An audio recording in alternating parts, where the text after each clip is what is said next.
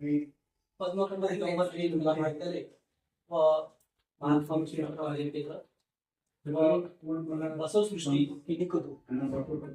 यांच्या संयुक्त विद्यमाने सहर्ष स्वागत करतो. आजच्या या 21वीय राष्ट्रीय परिषदेच्या सत्राला आपण या ठिकाणी सुरुवात करत आहोत. या सत्राच्या अध्यक्षा एशियन अकादमीच्या विश्वस्त तथा महाराष्ट्र विद्यापीठातील इतिहास विभागाच्या डॉक्टर नलिनीताई वाघमारे या सत्राचा अध्यक्षस्थान स्वीकारते विनंती करतो. आजच्या या राष्ट्रीय अनुभव मंडपाच्या संदर्भाने या ठिकाणी दृश्य महोत्सवामध्ये सहभागी झालेले आमचे आदरणीय शिक्षक साहेब यांनी आपलं स्थान सोबतच आमच्या अमरावती विभागामध्ये 40 वर्षापासून सातत्यानं समाजाच्या उत्थानाचं काम करणारे साहेब हे सुद्धा या ठिकाणी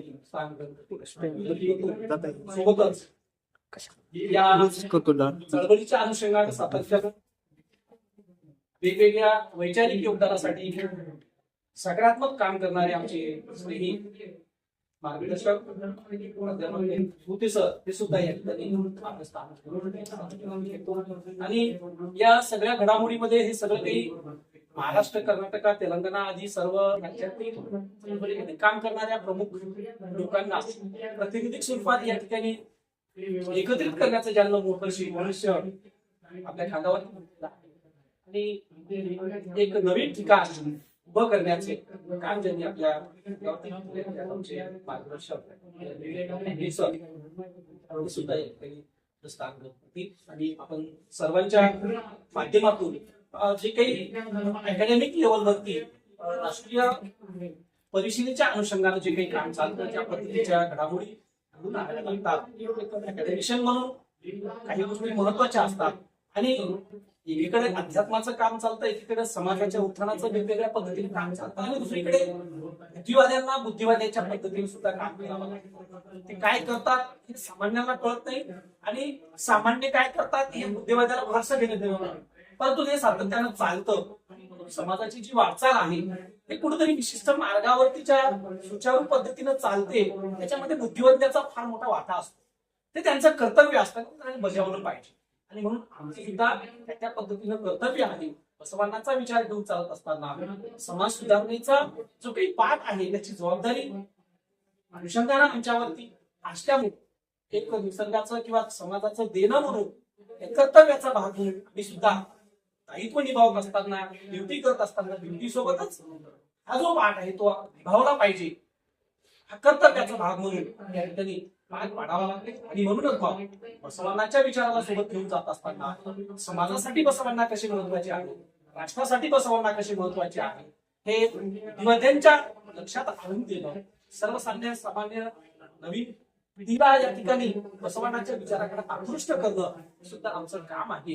आणि म्हणून त्या अनुषंगानं स्वरूपामध्ये हे काही काम आहे आपापल्या जन अकादमी असो का या ठिकाणी बसवसृष्टी असो का बसव परिषद असो का वेगवेगळ्या स्वरूपाच्या संघटना संस्था असो, हे आपापल्या पद्धतीने काम करून समाजाला प्रबोधित करण्याचं काम करत असतात.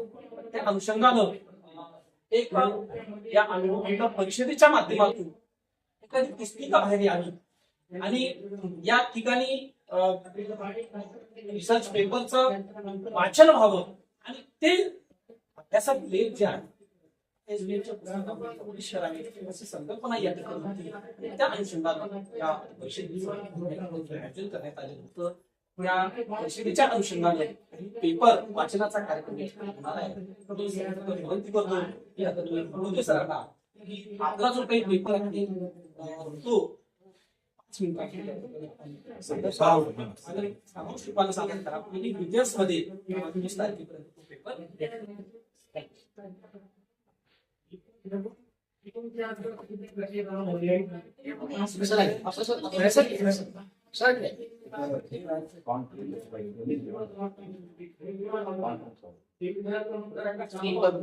दिगंबर जैन कला महाविद्यालय महात्मा बसवेश्वर अध्यासन केंद्र परिसर जिल्हा वाशिम आणि बसवसृष्टी त्यांनी कदू यांच्या संयुक्त विद्यमाने आज एक दिवसीय राष्ट्रीय अनुभव मंडप परिषद या ठिकाणी संपन्न होत आहे. मला खूप आत्मिक आनंद आहे. प्रथमतः मी मंचावर आणि सर्व बसल्या माझ्या सर्वांना शरण बांधवांना जगज्योती विश्वगुरु महात्मा बसवांना लोकशाहीच्या यांना विनम्र धन्यवाद. आज संपूर्ण दिवस वेगवेगळ्या चर्चा होत आहेत. सगळ्यात महत्वाचा विषय आहे अनुभव मंडप आणि लोकशाही बोली. अनुभव मंडप आणि स्त्रीचे योगदान, महिलांचे योगदान, अशा वेगवेगळ्या अनुषंगाने अनेक विषय आहेत. या मंचावर या चर्चासत्राच्या अध्यक्षा वाघमारेताई, देवापुरे भाऊ, आमचे मार्गदर्शक शेतकरप्पा, वचन साहित्य अकादमीचं काम पाहणे आणि बसवाद्य केंद्राचे काम पाहणे आमचे सचिन बिचेवार सर,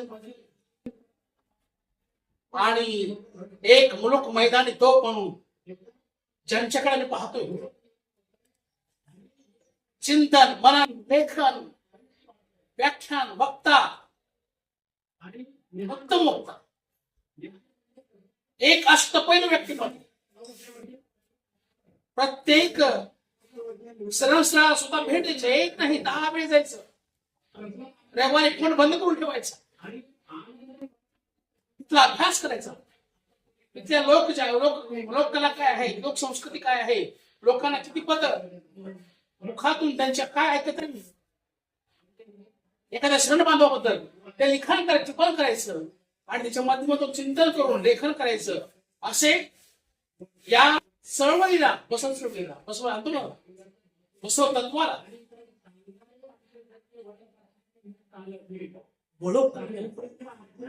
सबंध राष्ट्रात भारत ज्याने ओळख करून देणे घेऊन पाडे त्यांच्या समवेत विजय कुमारजी मी आपल्याला सांगेन नाही. माझ्या महाविद्यालयाचे प्राच अध्यक्ष हे भाई देशमुख होते, त्या क्वालिटी काम करतो. भाई देशमुख हे 3 वेळा मतदारसंघाचे नेतृत्व केलं, मिनिस्टर पण होते आणि एक अभ्यास प्रचंड व्यक्ती होते. त्याने एक पुस्तक माझ्याकडे दिलं आणि त्या पुस्तकात दिलं होतं, 5 मिनिटांमध्ये बोलतो मी, समजून टाकतो अगदी. त्यांनी विषय दिला, माझ्या पुस्तक तेच तरी महात्मा बसवेंना पुस्तक समर्पित केलं होतं. विभूत आहे तुम्ही ज्या इंग्रज बसवण्याबद्दल काय माहिती, तोपर्यंत मला प्रामाणिकपणे सांगतो, हे 20 वर्षापूर्वीची कथा आहे. तोपर्यंत मला फक्त बसवण्याची माहिती, बसवण्याचं माहित नव्हतं. परंतु मला त्यांनी एक पुस्तक दिलं, ते पुस्तक विजय करायचं आणि आमचे भीमराव पाटील संयुक्त विद्यमाने संकलित केलेले लेख होते. ते पुस्तक माझ्या हातामध्ये दिलं आणि सांगितलं ह्याचे वाचन, आणि मग जेव्हा बसवण्याचं वाचन करू लागलो तेव्हा मी आज याच्यावर मी बसलोय. बुद्ध अपूर्ण बसवण्णा होते आणि बसवण्णा परिपूर्ण बुद्ध होते. जेव्हा वाचन करू लागलो, कबीरनं वाचन केलं, गोबांचा अभ्यासाचा विषय, तेवढ्याच क्षमतेचं त्याहीपेक्षा पुढे बुद्ध मी आज समजेल. बुद्धाने भिक्खूंचे महिलांची संख्या निर्माण केली आहे, भिक्खू म्हणून महिलांना स्थान दिलेलं आहे. त्यांचे शिष्य आनंद वर्धन याने भिक्खू महिलांची संख्या वाढवली आणि महिलांना स्थान दिलं, महिला सुद्धा भिक्खू झाले आणि प्रचार केला. परंतु बसवांना एकमात्र असं माणूस आहे ज्यांनी अनुभव मंडपामध्ये 70 श्रेणींना स्थान दिलं 12व्या शतकात. फार मोठी क्रांती आहे. आणि मी तर असं म्हणेन की स्त्रीचा जगोद्धार कोणी केला असेल, स्त्रीचा उद्धार कोणी केला असेल जगामध्ये, तर मानव हे नंतर. आणि म्हणून लोकशाहीची जी मूल्य आहे, मी लोकशाही मूल्य यावरती माझा लेख तयार केलेला आहे. अगदी ती पण एवढे सांगेन की आम्हाला अशी फंडामेंटल राईट्स दिलेले आहेत आणि ह्युमन राईट्स दिलेले आहेत. या दोन्हीचा संगम म्हणजे महत्वाचं आहे. या दोन्हीचा संगम म्हणजे अनुभव मंटप आहे. मंटप आणि म्हणून या शिंगण विषय केला तर यामध्ये आपण पाहतो समता, स्वातंत्र्य, बंधुता, न्याय, श्रीमुक्ती, सर्वप्रतिष्ठा, विज्ञानमय दृष्टिकोन, बुद्धी प्रामाण्यवाद, हे जे सिद्धांत आहे, तत्व आहे, हे सगळे तत्व लोकशाही मुलाला होणे, लोकशाही मुलाला. आणि म्हणून लोकशाहीचा जनक विकास म्हणजे मॅग्ना कार्टा सुद्धा अगोदर महात्मा स्वामी मंडप स्थापन केला. 770 श्रेणी संधी दिली. ते 770 श्रेणी सुद्धा अशी नव्हती, तळागाळातली होती, कष्ट करणारी होती, श्रम करणारी होती, प्रामाणिक होती, इमानदार होती. कष्टाशिवाय जो कष्ट करत नाही त्याला अनुभवमंडपात स्थान नव्हतं. आणि म्हणून आज येणाऱ्या जगामध्ये लोकशाहीची मूल्ये आपल्याला जोडतील अनुभव मंडपाच्या माध्यमातून. आणि अनुभव मंडप किती एक वैश्विक मार्ग आहे सांगावं लागेल जगाला. वैश्विक मार्ग आहे, त्यात अडथळेच नाहीये. आणि म्हणून आमच्या भिवानींनी त्या मूल्यावरती वस्तुत्वाची मूल्य जे आहेत, मंडपाची मूल्ये आणि संविधानाची मूल्ये त्याचा कौलिक अभ्यास केला आणि म्हणून या अनुषंगाने मी जास्त न बोलता मी एकच सांगतो की बसव सृष्टी विमानतळावरती आहेत, एकच मी मांडली.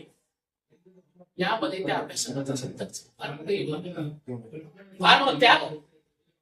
आज 1.5-2 एकर जमीन तरी बसव सृष्टीला दान करून टाकलं. या ठिकाणी योग साधना व्हावा, इष्टलिंगी योग व्हावा म्हणून एक भुयार जमिनीमध्ये एक योग साधना मंदिर निर्माण आहे. बरी मोठी मूर्ती असणार आहे. आणि जेव्हा बसवण्याची ही मूर्ती विहंगम अशी मूर्ती समोर बघा पाणी आहे, इतकं सुंदर दृश्य एखाद्या समुद्र किनारे यायचं वाटतं. इतकी अप्रतिम सृष्टी. खरं सांगतो सर, आपण जो निवडला, आपण जो वेळ दिला त्या प्रामाणिकपणे सांगतो आम्ही जेवढं होईल तेवढं सहकार्य. आज मी सांगतो 11,000 रुपयाची लाच मी या मंडपासून देत आहे. आणि जे रजिस्ट्रेशन करायचं आहे, माझी कपडे विनंती आहे, ज्यांना रजिस्ट्रेशन करायचंय रजिस्ट्रेशन करावं. सर्टिफिकेट मिळालं आहे, आपल्या कॉलेजमध्ये आपण जमा करायचंय. ज्यांनी ऑन ड्युटी आहेत त्यांना कर्तव्य गरज आहे आणि म्हणून त्यांनी ते नोंदणी करावी 500 रुपये दिली आणि आपला विषय त्यामध्ये मला द्यावा. तुम्ही नंतर जरी आमच्या परिसरामध्ये अरे 20 तारखेला दिल्याच नाही, आपण आलेख देऊया. एक छान या बसव सृष्टी मधला झालेल्या राष्ट्रीय परिषदेचं एक सुंदर असं पुस्तिका तयार होईल. आमची विजयजी त्यात सहकार्य करतील एवढ्या ठिकाणी सांगतो. आणि शरणू शरणार्थी, जय बसवा, जय नारायण. त्या संशोधकाला त्यांचं जे काही सर्टिफिकेट आहे आणि पुस्तक भेट बसव सृष्टीच्या वतीने देण्यात येत आहे. तर माननीय सर्व पाहुण्यांना विनंती करतो की आजच्या या चर्चा संग्रहामध्ये ज्यांनी विचार मांडले विभूती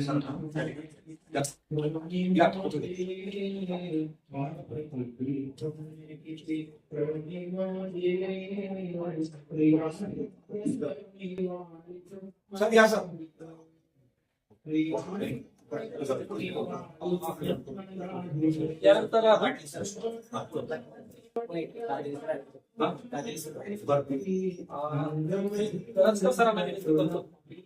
आपला सारांश काकडी सर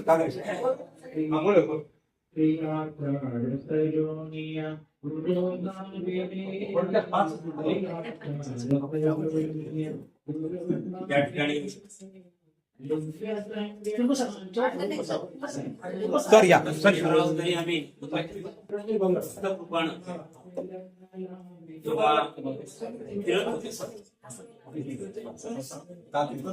चाकूरला जवळपास भंडारे सर मोठे सरांनी आम्हाला जवळपास 7,000 टाकळा दिले.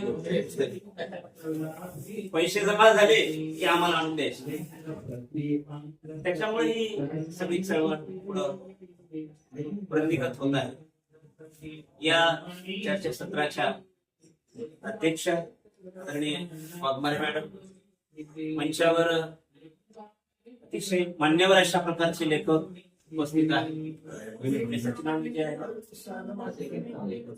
या ठिकाणी गोंडराव सर आहे, भंडारे सर आहे, माशाळकर सर आहे. माशाळकर सरांचा अनुभव खूप मोठा आहे माझ्या पाठीशी, मला माहिती आहे. आज जो विषय आपल्याला देण्यात आलेला आहे, आजची चर्चा न करता हा कोणाचा, हा कोणाचा, हा कोणाचा ऐसे वचन नवा, हा अमुचा, हा अमुचा ऐसेच म्हणवा, घरचा पुत्र म्हणावा, घर संगम देवा. महात्मा बसवेश्वरांचं मुळात तत्वज्ञान हे आहे. हा कोण, तो कोण, कनिष्ठ कोण, श्रेष्ठ कोण, ज्येष्ठ कोण, असं कुठलंच तत्वज्ञान, कुठल्याच प्रकारचा भेद नाही, कुठल्याच प्रकारचा अंतर नाही. ते सामाजिक स्तराचं असेल, ते सांस्कृतिक स्तराचं असेल, ते राजकीय स्तराचं असेल, कुठल्याही प्रकारचं मतभेद महात्मा बसवण्णांच्या विचारामध्ये आजही आपल्याला पाहायला मिळत नाही. माझे परममित्र राजेशनी म्हटलं की बरोबर आहे की महात्मा बुद्धानंतर दुसरे बुद्ध म्हणून बसवण्णांना म्हणतात, पण कृतिशील अशा प्रकारचे महात्मा बसवण्णा होते. त्यांनी आपल्या राज्यात, ते बरोबर आहे की संपूर्ण आणि परिपूर्ण अशा प्रकारचे खऱ्या अर्थानं बुद्धाचं स्वरूप महात्मा बसवण्णांनी आपल्या समोर सगळ्यांच्या विचारासमोर आज मांडलेला. इथं अनुभव मंडपाच्या बद्दल चर्चा करत चाललो होतो आपण. अनुभव मंडप ही एक लोकशाहीची जननी आहे, विश्वजननी आहे. सरांनी उल्लेख केला ते बरोबर आहे. युरोप मधून आपण स्वातंत्र्य, समता, बंधुता ही मूल्ये नाहीये. आमच्या अनुभव मंडपातून 12व्या शतकात आम्हाला मिळेल. इंग्लंडमध्ये जरी लोकशाहीचं जननी आपण किंवा त्या पद्धतीनं म्हणत असलो तरी सुद्धा तिथं मर्यादा होती. पण त्याच्यापूर्वी महात्मा बसवण्णाने अनुभव मंडपाच्या माध्यमातून आपल्या समोर या जगाला, या विश्वाला एक आदर्श, जिथं कुठेही भेद नाही, कुठेही कनिष्ठ आणि नीच नाही, सगळ्यांना अशा प्रकारचं सामावणार अशा प्रकारची इंग्लंडची जे आताचे उल्लेख केला त्यामध्ये फार कमकुवतपणा होत असतो. पण महात्मा बसवण्णांच्या विचारामध्ये, अनुभव मंडपामध्ये कमकुवतपणा कुठलाही नव्हता. माणसाच्या शेवटच्या स्तरापर्यंत महात्मा बसवण्णांनी विचार केलेला. शेवटचा जो स्तर आहे, आज तर हर्डीकर मंचाणाची आहे, पुण्यतिथी आहे, आणि आज मॅडम सावित्रीबाई फुले यांची जयंती आहे. लक्षात घ्या, आज फार मोठा योग आलेला आहे या ठिकाणी. आणि महात्मा बसवेश्वरांचा विचार खेडो पाड्यामध्ये, जसं विभूते सरांनी म्हटले की भीमराव पाटलांनी वचन साहित्य नव्हे तर शरणांचा शिवार खऱ्या अर्थानं पुरवला, हे सुद्धा आपल्याला मान्य करावं लागेल. हा माणूस कृतिशील आहे. थोडं यांच्याविषयी बोलणं गरजेचंच आहे. आपल्या लेखन तर येणारच आहे. दिवस रात्र दिवा पाठ किंवा जिथं जातील तिथं. आता इथं आपले पत्रकार आहेत गुणराव सर, अत्यंत वास्तववादी, सत्यवादी, परखड अशा प्रकारचे ते पत्रकार आहेत. सर, भीमराव पाटलांचं जिथं जाईल तिथं कृतिशील पुस्तक आपल्याला लिहिता येतात, मलाही माहित आहे, आम्ही लिहू शकतो. पण तिथं राहून, तिथं पाहणं, तिथं लिहिणं, तिथं शोध घेणं, सगळं असं, हा सगळे विचार त्यांनी आपल्या पुस्तकामधून फार बारकाईने मांडण्याचा प्रयत्न केला. त्यांच्या जीवनावर मी दीर्घलेख लिहिलेला आहे. प्रत्यस्त अशा प्रकारचा संपादक, प्रत्यस्त अशा प्रकारचा लेखक, प्रत्यस्त अशा प्रकारचा एक मर्मज्ञ अशा प्रकारचा एक मांडणी करणारा अशा प्रकारचा लेखक. आणि म्हणून मला एवढंच सांगायचंय तुम्हाला की अनुभव मंडपामध्ये सर्व स्पृश्य असो, अस्पृश्य असो, कनिष्ठ असो, वरिष्ठ असो, किंवा जीवनाच्या सर्वच अंगांना स्पर्श करणार अशा प्रकारचं तत्वज्ञान खऱ्या अर्थानं कादरी सर, आज कादरी सर सुद्धा उपस्थित आहे. अनुभव मंडपाचंही वैशिष्ट्य आहे सर. जे रंजले, जे गांजले आहे, जे प्रवाहाच्या बाजूला होते, समताधिष्ठित समाज रचना मुळात महात्मा बसवण्णांच्या विचाराचं तत्व आहे. खऱ्या अर्थानं तुम्हाला माझ्या शरणांना महात्मा बसवेश्वरानं काय दिलेलं आहे? हृदय दिलेलं आहे, हात आणि पाय दिलेले आहे, एक दृष्टी दिलेली आहे, एक विचार दिलेला आहे आणि ती वैज्ञानिक दृष्टी दिलेली आहे. विज्ञान आज जर तुम्हाला लोकशाही जिवंत ठेवायची असेल सर, आजचा सगळा वर्तमानपत्राचा उल्लेख मी महाराष्ट्र टाइम्स मध्ये नंतर घेणार आहे, पण वेळ फार कमी आहे. पण फक्त आपल्याला इथं उपसंहार या पद्धतीने मांडायचे की आज जी लोकशाही बाबासाहेबांनी निर्माण केली, ती लोकशाही ची सर्व मुद्दे महात्मा बसवेश्वरांच्या विचारामध्ये समता, स्वातंत्र्य, बंधुता, न्याय, सामाजिक मूल्ये, प्रजाप्रभुत्व आणि विशेषतः शरण साहित्य हे धर्मग्रंथ आहेत सर. शरण साहित्य तर लिंगायत धर्मग्रंथाचा एक पाया होता. समजा या लिंगायत धर्मातून अनुभव मंडप जर बाजूला केला किंवा वचन जर बाजूला केलं तर सगळं निकामी होण्याची शक्यता आहे. म्हणून हा आत्मा आहे. इथं का गांभीर्याने चर्चा होणं गरजेची आहे. या ठिकाणी सरांनी सांगितल्याप्रमाणे बरोबर आहे. 770 अशा प्रकारचे शरण, त्यामध्ये 77 स्त्रिया होत्या, जवळपास 34च्या अधिक जास्त अशा प्रकारच्या निकाल करणाऱ्या कोण होत्या. 12,000 अशा प्रकारच्या देशांचं पुनर्वसन महात्मा बसवांनी त्या काळात केलेलं आहे. या सगळ्यांचा विचार धांडोळा आपण घेतल्यानंतर आपल्या लक्षात येईल की आपण महात्मा बसवांच्या विचाराला आता फार मोठं योगदान देण्याची गरज आहे.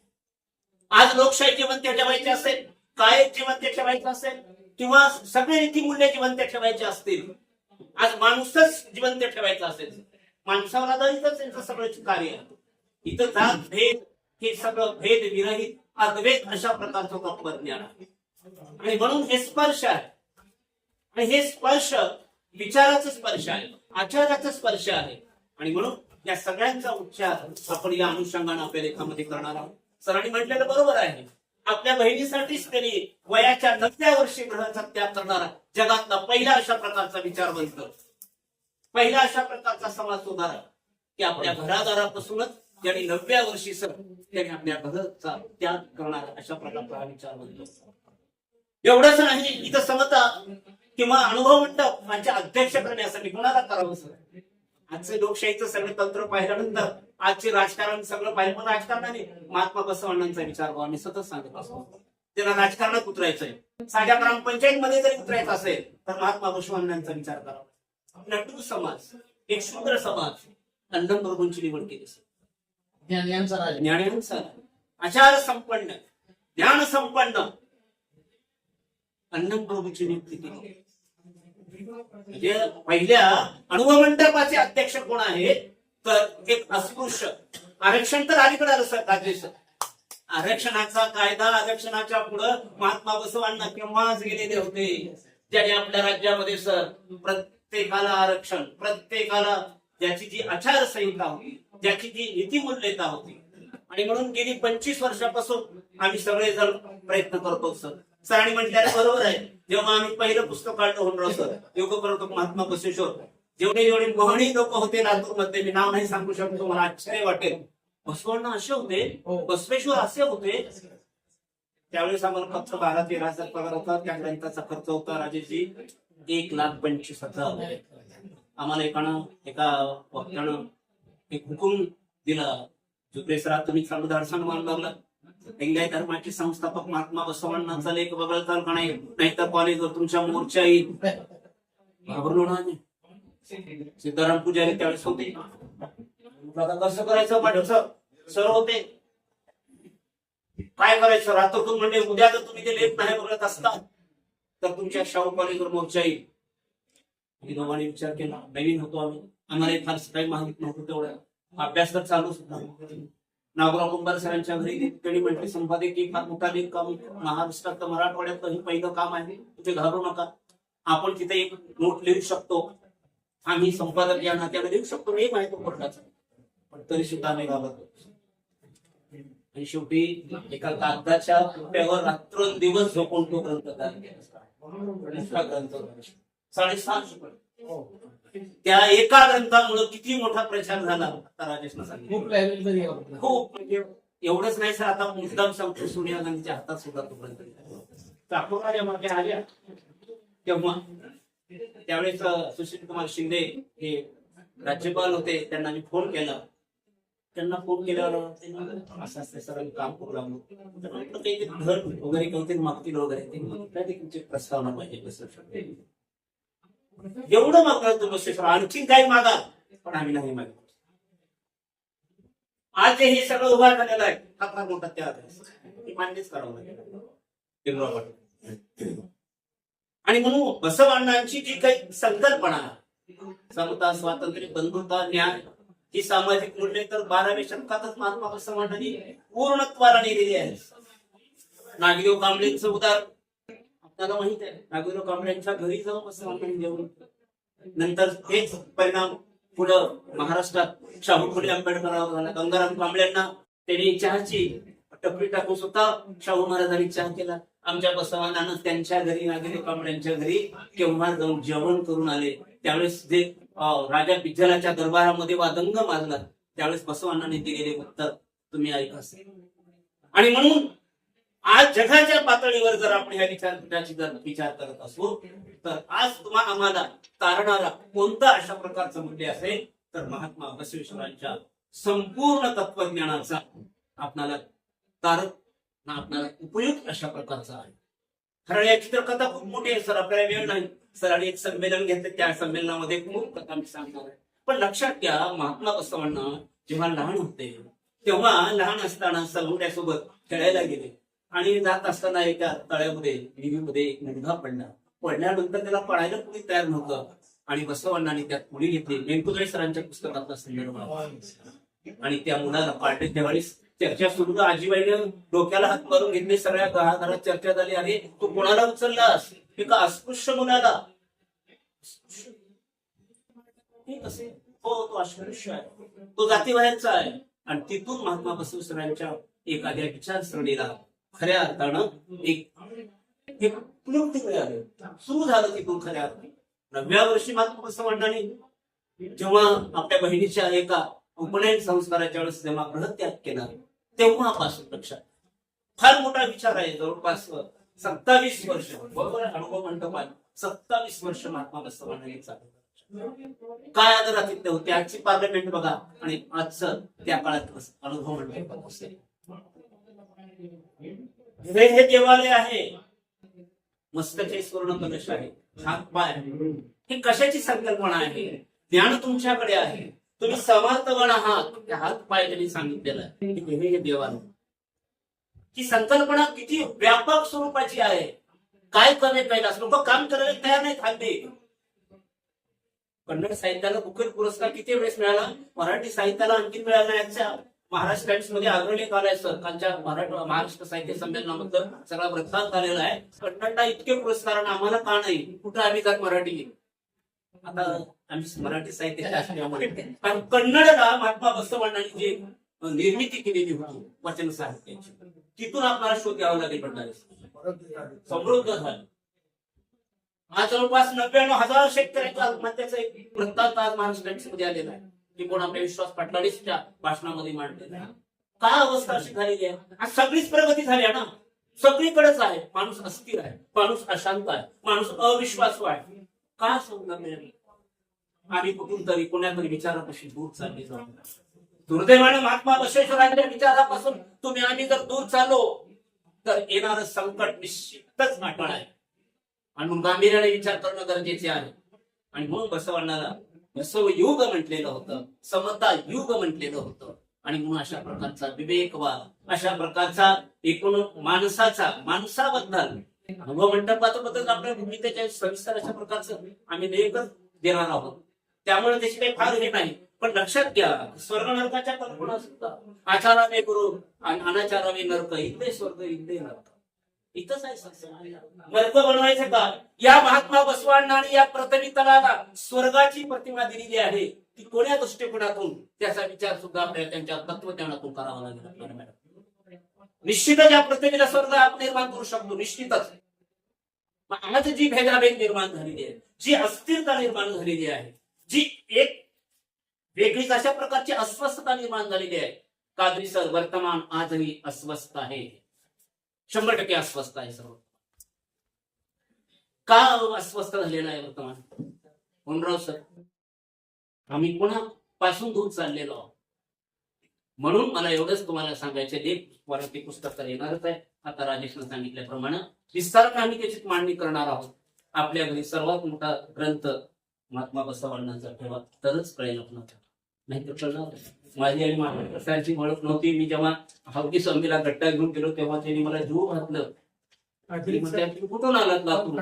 मी सगळे पुस्तक तुमचं घर शोधत येतो. सर होते सर, मी त्या विठ्ठल भवन मध्ये होतो, घर शोधत नव्हतं. ते पैशाचं पुडगं बुवा, तुम्ही आणखी बसवेश्वरांचा विचार तुम्ही मांडत चला. या सगळ्याचा स्वातंत्र्य, समता, बंधू, ज्ञान, विज्ञान, विज्ञानाच्या पलीकडे जाणारं महात्मा तत्वज्ञान आपल्याला अवगत करायचं आहे. आणि म्हणून वेळ कमी आहे आणि या दृष्टिकोनातून आपल्याला विचार करायचा आहे. मी म्हणालो की हा कोणाचा ऐसे नच म्हणवा, हा कोणाचा ऐसे नच म्हणवा, हा आमुचा ऐसेच म्हणवा, घरचा पुत्रच म्हणवा, हे पुढं संगम देवा. मातंग चणे कोण होते सोपळे बघा तुम्ही. त्या सगळा काळात पुढे जातीकरण त्याबद्दलही खूप मोठा विचार मांडलेला आहे. आणि विभूते सर मला फार कमी वेळ दिलेला आहे. खूप काही बोलता येते पण वेळ कमी असल्यामुळे या ठिकाणी थांबतो. सर्वांना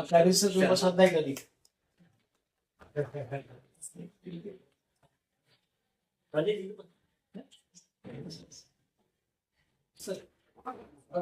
या ठिकाणी रचना सरांनी सारांश फोटो पण आहे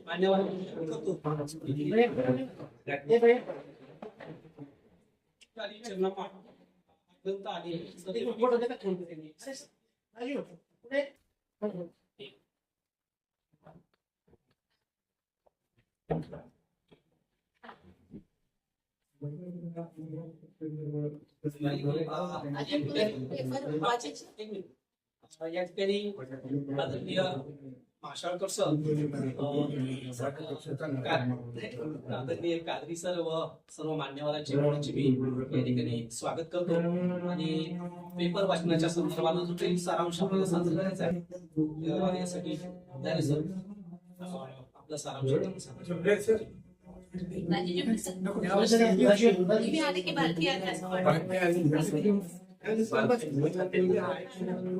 बसते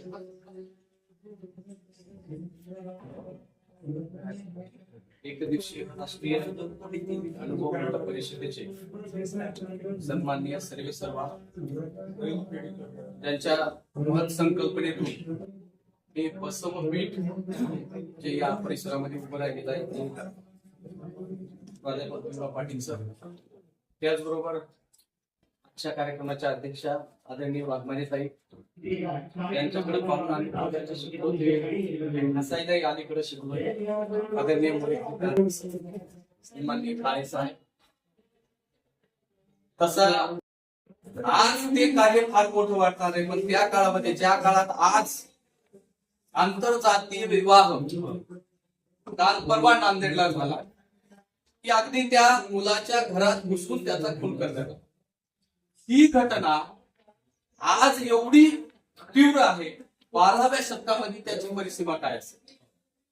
एवढा मोठा संकटाचा डोंगर महात्मा बसवेश्वरांनी आपल्या अंगावर घेतलेला आहे आणि सर्वसामान्यांना म्हणजे त्यांनी धर्माचं एक कुपित सांगितलेला की दयाविने तो धर्म, म्हणजे त्या बसवेश्वरांच्या अनेक वचनांचा प्रभाव मराठीतल्याच नाही तर भारतातल्या बहुतांश संप्रदायावर पडलेला. कारण महात्मा गौतम बुद्धांपासून चालू झालेली ही विचाराची परंपरा अतिशय तीव्रपणे गौतम बुद्धानंतर महावीरांनी मांडली आणि पुढे ती गाडगे बाबांपर्यंत आली. पण अतिशय तीव्रपणे समग्र क्रांती करण्याचं काम जर कुणी केलेलं असेल तर ते महात्मा बसवेश्वर असेल. मुलामध्ये एकीकडे संपूर्ण भारतामध्ये धार्मिक कार्यक्रम प्रचंड मोठ्या प्रमाणात चालू आहे, आध्यात्मिक पातळीवरचे कार्यक्रम चालू आहे. मला वाटतं विचारपीठ कमी पडली. आध्यात्मिक कार्यक्रमांना बळ देण्याचं काम, त्यांची बैठक देण्याचं काम सुद्धा मला वाटतं आपल्यासारख्या या विचारपीठाचं कारण ते कार्यक्रम सुद्धा इतर भरकटू नये आणि कार्यक्रम कसे असावे, योजना कशा असाव्या, अनुभव मंडप कशासाठी स्थापन केला, एका गोष्टीचं मूल तत्व पहिले बैठक बसवेश्वरांनी घेतलेली आहे आणि त्याच्यानंतर ते कार्यक्रम झाले.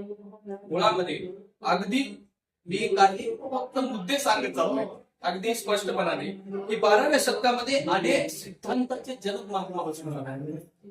अनेक सिद्धांताचे जनक की ज्याच्यामध्ये स्वर्ग नरक कल्पना असेल, इष्टलिंग असेल, दासोह असेल, अनुभव मंडप आहे, त्याच्यानंतर काय कवे कैलास आहे. अलीकडे सर्व संतांच्या अभंगांमध्ये कामाला प्रतिष्ठा दिलेली आहे. पण 12व्या शतकांमध्ये अलीकडे आपण हे पाहिले की कार्ल मार्क्सने सुद्धा कामाला प्रतिष्ठा दिलेली आहे. पण कामाला प्रामाणिकत्व आणि श्रेष्ठता महात्मा बसवेश्वर 12व्या शतकामध्ये हे सर्वात मोठं कार्य महात्मा बसवेश्वरांचं. आणि माणूस हा जन्माने श्रेष्ठ होत नाही तर तो कर्माने श्रेष्ठ होतो. त्या काळात वर्ण व्यवस्थेवरून जरी जाती व्यवस्था निर्माण केली असल्या तरी बसवेश्वरांनी व्यवसायावरून जाती पडलेल्या आहेत हे निश्चित सांगतो की आपण कुठले कार्य करतो कर्म कुठलंही श्रेष्ठ नाही कनिष्ठ नाही. प्रत्येक कर्म श्रेष्ठ आहे. फक्त त्याच कर्मामधून कुणालाही धोका, कुठली हिंसा, कुणालाही इजा करण्याचं धाडस आपण करू. म्हणून प्रत्येक बाबीची बैठक महात्मा बसवेश्वरांनी 12व्या शतकात दिलेली आहे. आताच एक उदाहरण सरांनी सांगितलं की मॅग्ना कार्टाची 1261 ला इंग्लंडची राज्य घटना आणि त्याची प्रक्रिया 1261 पासून सुरू झालेली आहे. त्याच्या अगोदर महात्मा बसवेश्वरांनी अनुभव मंडप निर्माण केले की ज्या अनुभव मंडपाच्या धर्तीवर आजची संसद उभी आहे. इंग्लंडच्या संसदेच्या समोर महात्मा बसवेश्वरांचा पुतळा आहे. आणि आजही ती लोक महात्मा बसवेश्वरांना आराध्य मानून आपल्या दिनचर्येला सुरुवात करतात. मुळामध्ये आपल्याकडे एक पद्धत आहे की बाहेरून एखादी गोष्ट आपल्याकडे आली की ती आपल्याला स्वीकारावी लागते. म्हणजे एकदा ते बाहेर देशाहून मुलगा फिरून आला की मग तो मोठा आहे अशी समजण्याची पद्धत आहे. महात्मा बसवेश्वरांनी या काळात ही सर्व कार्य केले. मुळामध्ये ही जे घटना आहे राज्यघटनेची ही घटना त्याची केवळ अनुभव मंडपची बैठकच केलेली नाही तर ती सर्व जाती धर्मांना म्हणजे वर्णव्यवस्थेची पूर्ण पद्धत आपल्याला माहिती आहे ती परत सांगण्याची गरज नाही. पण प्रत्येक व्यक्ती एकमेकाच्या मांडीला मांडी लावून बसला पाहिजे. तो कुठल्याही जातीचा असू दे. जात मोठ नाही त्याचं कर्म मोठ. म्हणून अनुभव मंडपाचे जे सरांनी सांगितलं की 770 स्त्रिया आणि 700 शरण तर ही जी सर्व व्यक्ती होती ही त्यांच्या कर्मावरून त्यांच्या विचारावरून त्यांच्या चिंतनावरून त्या ठिकाणी आलेली होती. आणि केवळ या गोष्टीला बोल की अलीकडे वक्तव्य येतं की बोलके सुधारक आणि कर्ते सुधारक वगैरे. तर प्रत्येक बोलण्याला प्रत्येक चिंतनाला कार्याची बैठक आहे. आणि त्या बैठकीतूनच त्यांनी वचन साहित्य निर्माण केलेलं आहे की जे साहित्य संबंध कन्नडसाठीच नव्हे तर मला वाटतं जगासाठी आलेला. आणि आता अलीकडे विश्वगुरु संकल्पना आलेली म्हणजे आता अलीकडे काही पक्ष अगदी त्याचा उदो प्रचंड मोठ्या प्रमाणात चालू आहे. पण मुळामध्ये विश्वगुरु ही संकल्पना आली कुठून तिथून. पण अडचण अशी आहे आमची अशी आहे की आम्ही जर बसवेश्वरांचं नाव सांगितलं की आम्ही तिथून घेतलंय आम्ही लहान त्याच्यामुळे आम्हाला तिकडे नाही सांगायचं आम्हाला फक्त विश्वगुरु करायचं. अरे पण हे आलं कुठून ते मुळात तिथं आहे. ते मुळात त्या ठिकाणी होतं ते अस्सल आम्हाला मिळालं आणि मग आम्ही वेगवेगळ्या नावानं ते पकवतो. तर अशा पद्धतीने अनुभव मंडप त्याच्यानंतर शरण चळवळ आणि इतर चळवळी यामध्ये मूलभूत फरक आहे. शरण चळवळ आणि इतर चळवळी यामध्ये मूलभूत फरक आहे. अपवाद एक स्वातंत्र्याचा लढा आपण सोडून देऊयात की जाती वर्ग विरहित समाज उभारण्यासाठी 12 बलुतेदार आणि 18 अलुतेदार एकत्र रूपामध्ये या अनुभव मंडपामध्ये या चळवळीमध्ये नांदलेले आहेत. विशेषतः या अनुभव मंडपात 12 बलुतेदार आणि 18 अलुतेदार एकत्र नांदले. समतेची वागणूक त्यामध्ये दिली. व्यवसायाला जाती न म्हणता तो एक कलाविष्कार आहे. व्यवसाय हा एक कलाविष्कार आहे. याला प्रतिष्ठा प्राप्त करून दिली. आणि भारताच्या इतिहासात एकाच चळवळीत 12 बलुतेदार आणि 18 अलुतेदार एकत्रितपणे तेवढ्याच समरसतेने विचार मांडतायत लिहितायत व्यक्त होत आहेत हे फक्त शरण चळवळीत आपल्याला पाहायला मिळतं. इतर चळवळीने आपापल्या जातीमध्ये या चळवळी वाटून घेतलेल्या आहेत.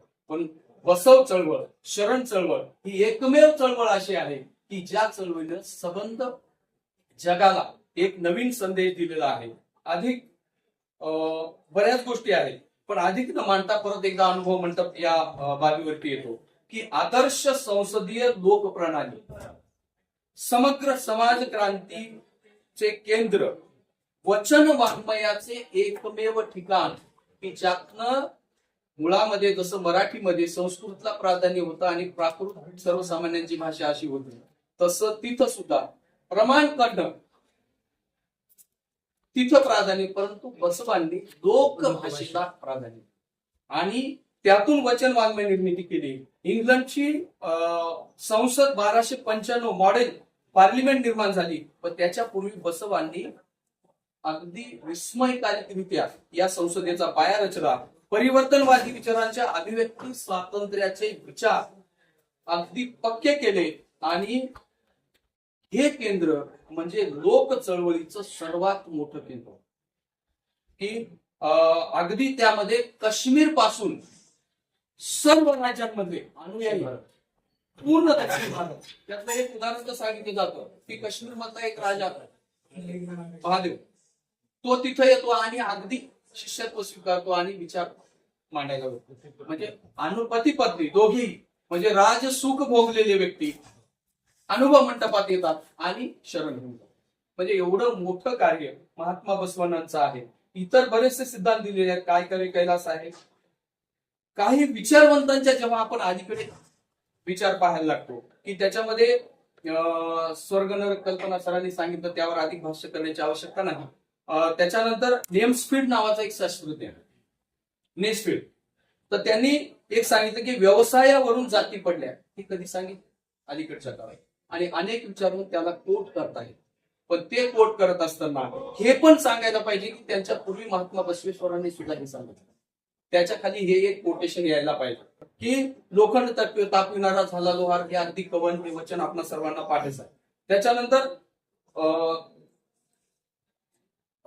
हेही सांगितलं की जमीन एक, महारवाडा आणि शिवालय असं, पाणी एक, शौच आणि आचमन असं, दोन्ही गोष्टी एकच आहे. फरक कोण केलाय तर आपण केला, मग तो फरक व्हायला नको.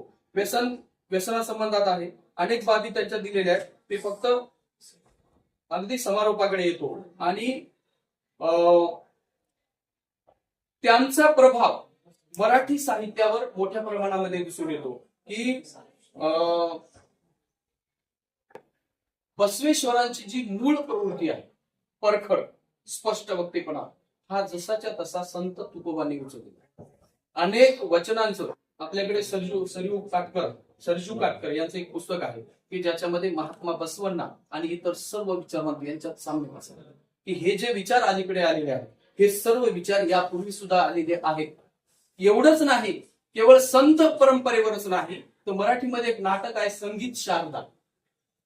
संगीत शारदा एक नाटक आहे की या नाटकामध्ये दंताजीचे ठाणे उठले फुटले दोन्ही कान, डोळे रुसली काही न बघती नन्ना म्हणते मान, हे एक कवन दिले. त्यामध्ये हे कवन महात्मा बसवांनी शरीर कशा पद्धतीने काय होतं झिजून जातं त्याची पूर्ण प्रक्रिया दिली. म्हणजे तो देवलांनी सुद्धा जेव्हा हे नाटक लिहिलं तेव्हा निश्चितपणाने त्यांच्या डोळ्यासमोर बसवेश्वरांचा वचन वाङ्मय असलंच अशी एक अतिशय अतुलनीय असेल सामाजिक क्रांतीचे प्रणेते म्हणून महात्मा बसवांना आहे. आणि त्यांनी अनुभव मंडप सारखी अगदी प्रदीर्घ प्रणाली, फक्त आपल्या सर्वांची एक भूमिका आहे की हा विचार अधिकाधिक प्रमाणामध्ये परखपणाने आपल्याला लोकांपर्यंत घेऊन जाणं. त्याला बैठक तर आहेच ऑलरेडी, पण त्याचा प्रचार करणं ही आपली सर्वांची जिम्मेदारी आहे. एवढं बोलतो आणि थांबतो. धन्यवाद. आदरणीय भंडारे सरांनी एक सुंदर पद्धतीने आपला सराव मांडला की तिसरा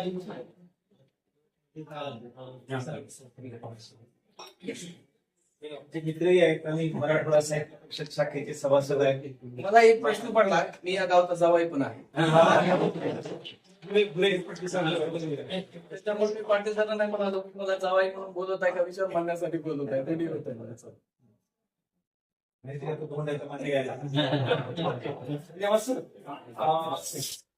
दुपारचा 2चा भोजनाचा टाइम होता परंतु आपण अनुभव मंडपाचं हे सत्र इकडची पंगत होईपर्यंत कंटिन्यू करू आणि आपल्या पद्धतीने आपण दुसऱ्या पंक्तीला त्याला अडचण असेल थोडीशी तर थोडस त्या पद्धतीनं आणि तो शांत चांगलं ओळख यानंतर मी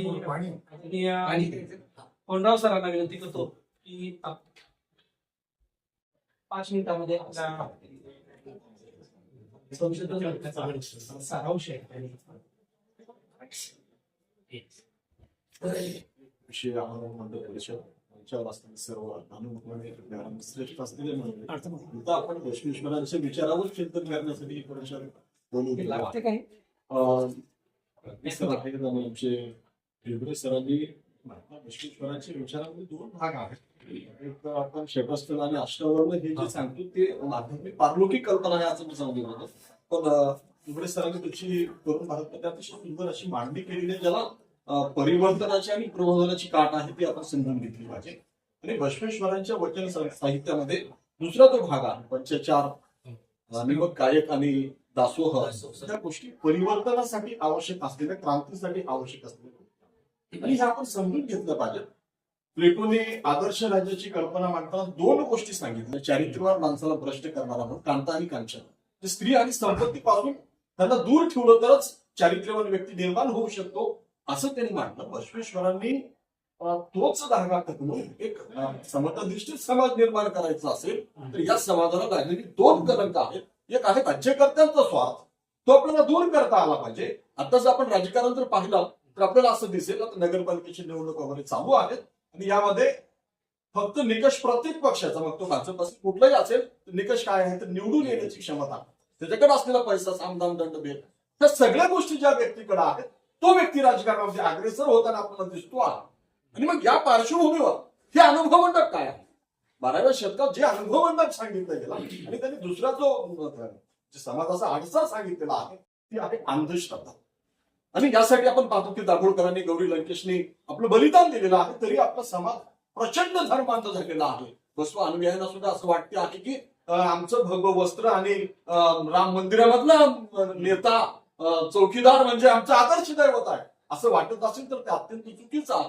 कारण बसवेश्वरांनी समाजावर एवढा मोठा आघात केलेला आहे. वेद पूर्ण नाकारलेली आहे. सगळी शास्त्र पुराण सगळी नाकारणारी वचनं आहेत ती सगळी आपल्याला मुखोद्गत आहे. ती पाठ असणारी लोक व्यासपीठावर आहेत. ते अधिक मी सांगण्याची गरज नाही. मी काल एक पुस्तक पाहत होतो सर, ते 1947 आहे. एस.एम. हुंडाश्री यांनी लिहिलेलं पुस्तक आहे. Lingayat moment revolution in Karnataka असं त्या पुस्तकाचं नाव आहे. त्या पुस्तकाची सगळी जी मांडणी आहे ते एम ए ड्रॉईंनी त्याला तपासलेला. एम ए ड्रॉईंगची प्रस्तावना त्याला हवी होती पण आंध्र प्रदेशच्या विद्यापीठाच्या कुलगुरूंनी रेड्डी नावाची कोणतरी सी रामलिंगन रेड्डी असं काही त्यांचं नाव आहे, त्यांची प्रस्तावना आहे. ही आपण तपासून पाहिलं पाहिजे. तरी त्यामध्ये ही मांडणी केलेली आहे की ज्यांना आपण जाणता राजा म्हणतो त्या छत्रपती शिवरायांना सुद्धा इथली वेद परंपरा, इथली शंकराचार्यांची परंपरा नाकारता आली नाही म्हणून गागा भट्टाला नाकारलेलं शिवराज्याभिषेक करून घ्यावा लागला. आणि मग त्या शिवशाहीचं पुढे पेशवाईने कशी वाट लावली हे आपल्या लक्षात आली पाहिजे. आणि इथल्या बहुजनांचा, इथल्या सगळ्या जाती धर्मातल्या जाती उच्चतांचे जे काही आहे ते करण्याचं काम बसवेश्वरांनी केलेलं आहे. आणि जगामध्ये आज जे काही राष्ट्र सत्ता गाजवत आहेत, आज सगळीमध्ये एक परिषद आहे जाता मी इथं आलो त्या ठिकाणी विषय होता देशोदिशीच्या शिक्षण पद्धती. जपाननी जी शिक्षण पद्धती स्वीकारली, जपानने विचारलं म्हणजे राजेशाही होती आणि जेव्हा 6 ऑगस्ट 9 ऑगस्टला हिरोशिमा नागासाकीवर बॉम्ब पडला तेव्हा जपानच्या राजाने विचारलं की कसं शक्य झालं, अमेरिकेने कसं शक्य केलं. तर त्यांनी सांगितलं की हे कशामुळे शक्य झालं, ते नॉलेज पॉवरमुळे शक्य झालं. अमेरिकेमध्ये शिक्षणावर एवढा प्रचंड करतो त्यांनी सांगितलं ताबडतोब आपल्या इथे लागू करा. आपल्याकडे काय चालू, नवं शैक्षणिक धोरण म्हणजे अंधार. अलीकडं विकसित भारत अधिष्ठान, शिक्षा अधिष्ठान 2025 विधेयक पार्लमेंटमध्ये मांडण्यात गेलेलं आहे. आपले डोळे उघडले पाहिजे. आपण अशीच भजनं, असंच जागर, अशीच भंडारी करत राहिलो तर हा देश रसातळाला गेल्याशिवाय राहणार नाही. विश्वगुरु वगैरे काहीही होणार नाही. आपली गुलामीची पार्श्वभूमी आहे. आपण विचार केला पाहिजे की आपल्याला फुगीला मताचा अधिकार जड झाला म्हणजे ज्याला मताचं भानच आलं नाही, ज्याला संविधानाचं भानच आलं नाही, ज्याला बसवणच कळालं नाही, दुसरं वस्त्र घालून नाचू लागला. काय करायचं? ते बसवेश्वरांचं काय, त्यांच्या विचारांचं काय करायचं? ज्या विचारांनी या महाराष्ट्रामध्ये या मातीमध्ये क्रांती होईल, जी सगळी मुळं उघडून टाकली, ज्या स्त्रीला मानभाव बद्दल मुळा चरित्र आपण जर पाहिलं किंवा मग त्याच्यानंतर वर्गात सगळं कुठंच स्थान नाही, त्या स्त्रीला त्यांनी समजलीच शिकली. बसवेश्वरांचा पहिला लढा असताना सांगितला, 8व्या वर्षी ते बाहेर पडले. कशासाठी?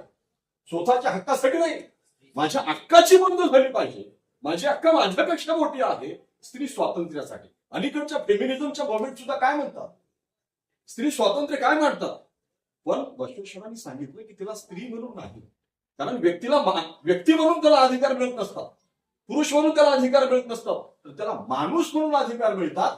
तसं स्त्रीला सुद्धा माणूस म्हणून अधिकार मिळाले पाहिजेत. भूतदया नको, तुम्ही तिला गार्गी मैत्री देवी करून बसू नका. तिची काय आपली उत्सव आपण गणपतीच्या नंतर साजरा करतो तसा उत्सव करू नका, पण नवरात्र उत्सव साजरा तिला देवी करू नका, पण तिची सुरक्षितता, तिच्यासाठी हवा असताना भयमुक्त समाज निर्माण झाला पाहिजे, जो अक्का महादेवीच्या मागे बसवेश्वर येऊ.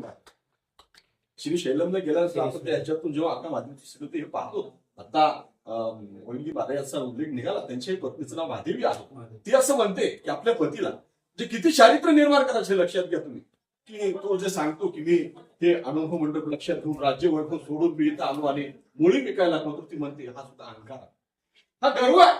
आणि हा गर्व जर असेल, आता अलीकडे आपल्याकडे घोषणा झालेली आहे, गर्व शेको हा हिंदू आहे. कशाला गर्व? हिंदू धर्मांनी इथल्या लिंगायत मुवमेंटने गर्वाचं घर खाली म्हटलेलं आहे. रावणाचा गर्व आनंद करण्यासाठीच राम तिथे गेला, पण आपण काय समजून हे समजून घेणार आहोत की नाही आपण? आणि मग हे समजून घेतलं आपलं लक्षात येते की अक्का महादेवी सांगते त्या मुलगी महाराजाला की तुम्ही हे सतत मी सांगत आहात, हे सुद्धा अहंकार आहे. मी कशासाठी आलो आणि मी काय करू हे सांगायचं नाही. आता काय करायचं, आपण हे आपल्याला आवडते म्हणून कर्म स्वीकारलेला आहे. आणि म्हणून गीतेतला निष्काम कर्मयोग सुद्धा त्याच्याही हे कायक पुढे गेलेला आहे. कायकामध्ये आणि त्या कर्म सिद्धांतामध्ये काय फरक आहे हाही आपल्याला समजून घेता आला पाहिजे. आणि या सगळ्या अंगाने आपल्या अभ्यासकांनी चिंतन करावं असं मला वाटतं. जोबरे सरांच्या अभ्यासाला माझा सलाम आहे की त्यांनी अतिशय शुद्ध मांडली की मी सिद्धांत शिखामणी वाचलो, मी जन्म हा अखेरचा वाचला, मी परमरहस्य वाचलं, त्याच्यातलं काय रहस्य बरोबर सगळीकडे अंधार आहे, रहस्य काहीच नाही. पण त्याचा उदय चालू आहे. काय चालू आहे? त्यांच्यामध्ये जनशक्ती उभी आहे. आणि इथं कोणतीच शक्ती नाही, धनशक्ती नाही, जनशक्ती नाही. आणि म्हणून मग आपण सुद्धा त्याच मठाच्या माग, त्याच महाराजांच्या माग तेच लिंग घालून. आता इथं घोषणा झाली ज्याच्या गळ्यात लिंग नाही, सरांनी तर सुरुवात केली भाषणाची, हा कोण म्हणू नका. इथं तर घोषणा झाली ज्याच्या गळ्यात लिंग नाही. आम्ही कात्री सर मी बोलत होतो, मी म्हणलं कात्री सरांचं नामचं काय होईल, म्हणजे असं जर आपण मी तुमच्यासोबत असा प्रश्न नाही. आपल्याला काय करावं लागेल, आपल्याकडे ज्यांच्याकडे ही जबाबदारी आहे त्यांना तुझी सत्ता चालवली असेल तर आपल्याला जगामध्ये आपल्या ज्ञानाची शक्ती निर्माण करावी लागेल. आपल्याला अभ्यास मुळात जाऊन करावा लागेल, ही आपली जबाबदारी आहे. उभं काहीतरी मला कॅशला लागते पेपर म्हणून 500 रुपये दिला पेपर दिला असं न होता, किंवा पीएचडीला मला थिसिस पाहिजे, मी पीएचडीची संशोधन बघितली, आमच्याच विद्यार्थ्यांनी सगळी पाहत आहे, काहीच नवीन लिहितात, त्यांच्यापेक्षा चांगलं वाचायचं नाही म्हणजे काहीच नसताना. आणि म्हणून माझी म्हणणं आहे अरे बाबा एक तरी एक असं घ्या, मूळ बेसिक वाचा आणि हे करा, ज्यामध्ये आपल्याला हे सांगता येईल की जे प्लेटोने केलं. प्लेटो हा युनिव्हर्सल आहे, माझ्या जातीचा आहे म्हणून नाही. त्यांनी जे तत्वज्ञ राजा आणि आदर्श राज्याची संकल्पना मांडली ती आज जगात सगळ्या विद्यापीठात शिकवली जाते. बसवेश्वरांची ही दोन गोष्टी जर आपण सांगितल्या की त्यांनी राज्यकर्त्यांचा स्वार्थ आता जो गोपाळलेला आहे, सगळं स्वार्थासाठी. मग अजितदादा सगळेच पक्ष सगळी प्रॉपर्टी कशी आणतील. आता तुम्ही पहा महानगरपालिकेची तिकीट मिळालं नाही पण आक्रोश करायला बायका आहे. मला असं म्हणणं आहे, सगळी जर एवढी तुम्हाला शहरं स्मार्ट करायची असली असती तर एवढी भकासारखी शहरं महाराष्ट्रात का दिसली असती? त्यांना तर सेवाच करायची राहिली असती तर काय झालं असतं? आता असं झालं नाही. सगळीकडे पैसे जास्त असणारी लोक तिकीट कशी मिळतील आणि ते तिकीट घेऊन निवडून आल्यानंतर ते कसं सगळं साफ करता येईल हे सगळं चिंता. आणि ह्या व्यवस्थेचा, राजकीय व्यवस्थेचा अंतरंग समजून घेण्यासाठी ही समाज व्यवस्था समजावी लागते. ही समाज व्यवस्था एवढी भ्रष्ट झाली आहे. त्या भ्रष्ट समाज व्यवस्थेला उभं करण्याचं सामर्थ्य जर कुठल्या तत्वज्ञानात असेल तर ते महात्मा बसवेश्वरांच्या आहे. आणि म्हणून तिथल्या 34 शरणींची जरी वचनं वाचली आणि तो बदल लक्षात घेतला तर आपल्याला एक क्रांतिकारी विचार जगाच्या शिक्षण पद्धतीमध्ये देता येऊ शकतो असं मला वाटते. आपण सगळे अभ्यासक आहात, आपणही अभ्यासक आहात, फार बोलण्याची गरज नाही. आपण पुस्तक रूपाने ते लिहिणार आहोत. मला बोलण्याची संधी दिली त्याबद्दल आभार.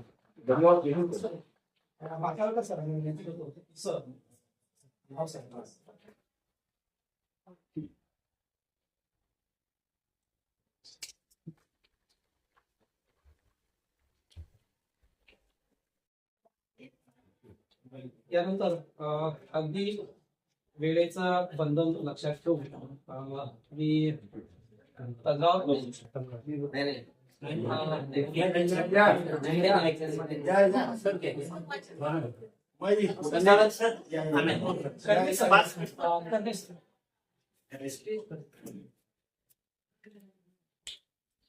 आज एक दिवसीय राष्ट्रीय अनुभव मंडळ परिषदेसाठी या बसवपीठावर उपस्थित असलेले सर्व मान्यवर मंडळी आणि संशोधनाच्या माध्यमातून जो मी लेख देणार आहे त्या अनुषंगाने एक 2-3 गोष्टीवरच मी बोलणार आहे. नंतर सविस्तर असा लेख येणारच आहे. मी कुठलेही टिपण कागदावर न काढता ते मनात ठेवले आणि ते फक्त 2-3 टिपणं सांगणार आहे ज्यावर मी रिसर्च पेपर च्या माध्यमातून देणार आहे. आता सोनराव सरांनी जे विश्लेषण केलं संशोधनाच्या बाबतीत, सर मला एक अभिमान असा वाटतो की माझा जो पीएचडीचा थिसिस होता तो जनजीवनाचे अर्थशास्त्र आणि महात्मा बसवेश्वराच्या अर्थमितीय विचाराचा तोलनिक अभ्यास, इकॉनॉमेट्रिक शब्द वापरणारा संशोधनातला भारतातला एकमेव विद्यार्थी आहे सर.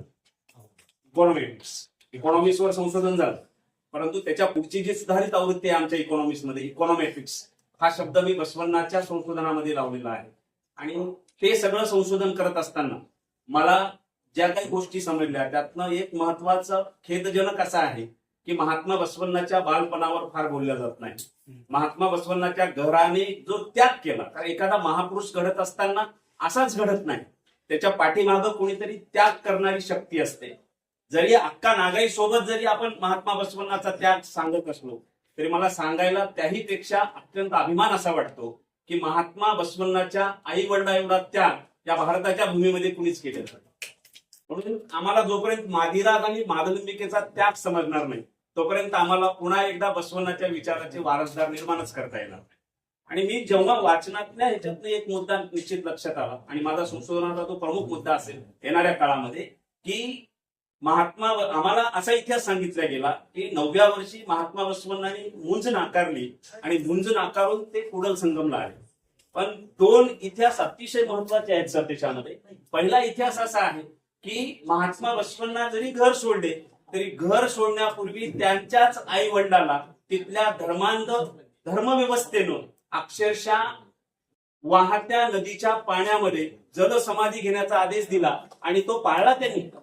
म्हणजे महात्मा बसवांनी असंच घर सोडलेलं नाही सर, त्यांनी तिथं प्रतिज्ञा केली त्याने ज्या व्यवस्थेनं माझ्या आई वडिलाला जलसमाधी घेण्याचा आदेश दिला आणि आई वडिलांनी बसवण्णाला वचन दिलं की तू जो मार्ग घेतलेला आहे तुला भविष्यात जो समाज निर्माण करायचा आहे त्या समाजाच्या पायाखाली पहिला चिरा कोणाचा असेल तर तुला जन्म दिलेला तुझ्या आई वडिलाचा आहे, हे आयुष्यभर विसरायचं नाही. आणि म्हणून हे जे काही प्रतिज्ञा आहे ती प्रतिज्ञा घेऊन ते कुडल संगमला आले आणि कुडल संगमला आल्यानंतर सुद्धा तिथल्या गुरुंनी बसवण्णाला शिक्षण दिलेलं नाही ही समजून घेतलं पाहिजे. आपण असं म्हणतो की कुडल संगमला 12 वर्षे बसवण्णा तिथं राहिले आणि त्यांना मग कोणी म्हणतं जातवेद मुनीने, कोणी म्हणतं ईशान्य गुरुने त्यांना शिक्षा दिली, तर अजिबात दिलेली नाही. कारण तिथल्या धर्मव्यवस्थेनं सांगितलेलं आहे की यांच्या आई वडिलांना तर त्यांचं प्रेतही सापडलं नाही. कोण्याही भारतातल्या संशोधकांनी सांगावं की मादिराज आणि मादलिंबिकेचं झालं काय, त्यांचं प्रेतच सापडलं नाही. कारण धर्मव्यवस्थेनं तशी शिक्षा कठोर दिलेली आहे. त्यांचे आज तागायत त्यांचा कुठल्याही पद्धतीचा इतिहास आलेला नाही. आणि म्हणून मादिराज आणि मादलिंबिकेचा त्याग हेच बसवण्णाचं सगळ्यात मोठं बळ आहे. पुढच्या काळामध्ये बसवण्णा महात्मा होण्यासाठी, जगज्योती होण्यासाठी आई वडिलांनी केलेला त्याग हा सगळ्यात महत्वाचा आहे. आज मलाही असं वाटतं की भीमराव पाटील सर एवढं का उभा करू शकतात, त्याच्या पाठीमागं त्यांच्या आई वडिलांचं काय हा सगळ्यात मोठा पहिला त्यांचा आदर्श आहे. आणि म्हणून आपल्या येणाऱ्या युवा पिढींना जोपर्यंत बसवण्णाच्या आई वडिलांचा त्याग करणार नाही तोपर्यंत ही युवा पिढी आपल्या आई वडिलांना मानायला तयार होणार नाही. आजकाल जे काही मुलगा आणि पालकांमध्ये जो काही दुभंग तयार झालेला आहे त्या दुभंगाला कुठेतरी सांधण्याचं काम हे संशोधकांनी करणं, याला समाज जोडणं असं मला वाटतं. आणि म्हणून बसवण्णांनी हा मुद्दा पुढे घेऊन अनुभव मंडपामध्ये वेगवेगळ्या पद्धतीची रचना केली. आणि आज हा जो थीम आहे आपली अनुभव मंडप संसदीय लोकशाही व लोककल्याणकारी राज्याचा आद्यप्रयोग, त्यावर फक्त एक राज्यशास्त्राचा आणि अर्थशास्त्राचा जबाबदार विद्यार्थी म्हणून म्हणतो की आज संसदेमध्ये जो कायदा होतो, पहिल्यांदा सुरू एखादं विधेयक एखादा सांसद खासदार मांडत असतो, त्याच्यानंतर त्याचं प्रथम वाचन होतं, नंतर द्वितीय वाचन होतं, नंतर परिशीलन समितीमार्फत त्याचं अजून एक चांगल्या पद्धतीचं परिशीलन होतं, नंतर तृतीय वाचन होतं आणि त्याच्यानंतर लोकसभेच्या सभापतीची स्वाक्षरी झाल्यानंतर ते विधेयक राष्ट्रपतीकडे जातं आणि राष्ट्रपती जेव्हा विधेयकावर स्वाक्षरी करतो तेव्हा त्याचं कायद्यात रूपांतर होतं. अगदी हीच प्रक्रिया याहीपेक्षा पारदर्शक, याहीपेक्षा विवेकशील, याहीपेक्षा समताधीश, याहीपेक्षा चर्चेतून घडलेली प्रक्रिया ही 12व्या शतकामध्ये अनुभव मंडपामध्ये घडायची. मॅडम, त्यावेळेस काय व्हायचं, एखादा व्यक्ती एखाद्या समस्येवर चिंतन करायचा, पहिल्यांदा सुरू ते चिंतन, त्यावेळेस एक तिथली एक कमिटी होती, ते म्हणजे पहिला सुरू स्त्रिया त्यावर चिंतन करायच्या, नंतर पुरुष चिंतन करायचे, शरणी ते शब्द प्रयोग जरी झाले असले, आणि त्याच्यानंतर जी प्रक्रिया व्हायची तेव्हा पहिल्यांदा सुरू त्याच्यावर स्वाक्षरी व्हायची, ती चन्नबसवेश्वराची व्हायची, त्याच्यानंतर सिद्धरामेश्वराची व्हायची, आणि मग बसवण्णा त्यावर काही परिशीलन समितीचं काम बसवण्णा करायचे. म्हणजे काही टाकता आलं तर टाकायचं, काही काढता आलं तर काढायचं, आणि ते परिशीलन समिती झाल्यानंतर शेवटी जेव्हा अलम प्रभुदेवाची त्यावर स्वाक्षरी व्हायची तेव्हा त्याला त्या काळात वचन म्हटलं, आजच्या काळात कायदा म्हणतात. कायदा आणि वचन हे दोन्ही समसमान आहेत, आणि म्हणून या भारतामध्ये पुन्हा बसवण्णाच्या स्वप्नातील नव्हे, मी असं म्हणणार नाही बसवण्णाच्या स्वप्नातील, या भारतामध्ये भारतीय संविधानाच्या स्वप्नातील जात वर्ग वर्ण विरहित आदर्श कल्याणकारी राष्ट्र निर्माण करायचं बसवण्णा आणि बसवण्णा पथदर्शक होऊ शकतात. एवढंच या संशोधनाच्या विद्यार्थी माणसावर मला बोलण्याची वेळ दिलं त्याबद्दल धन्यवाद.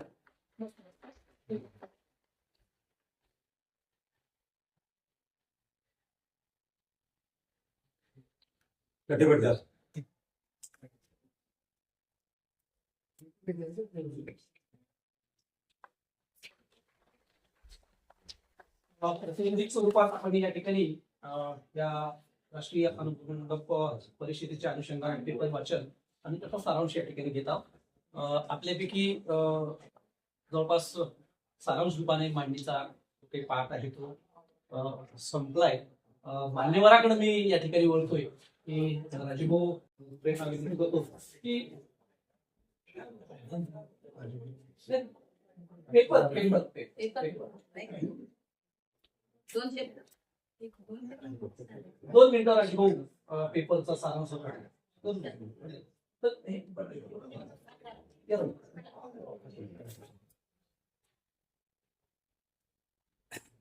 आदरणीय चॅम्पियन आणि आपल्या सर्वांना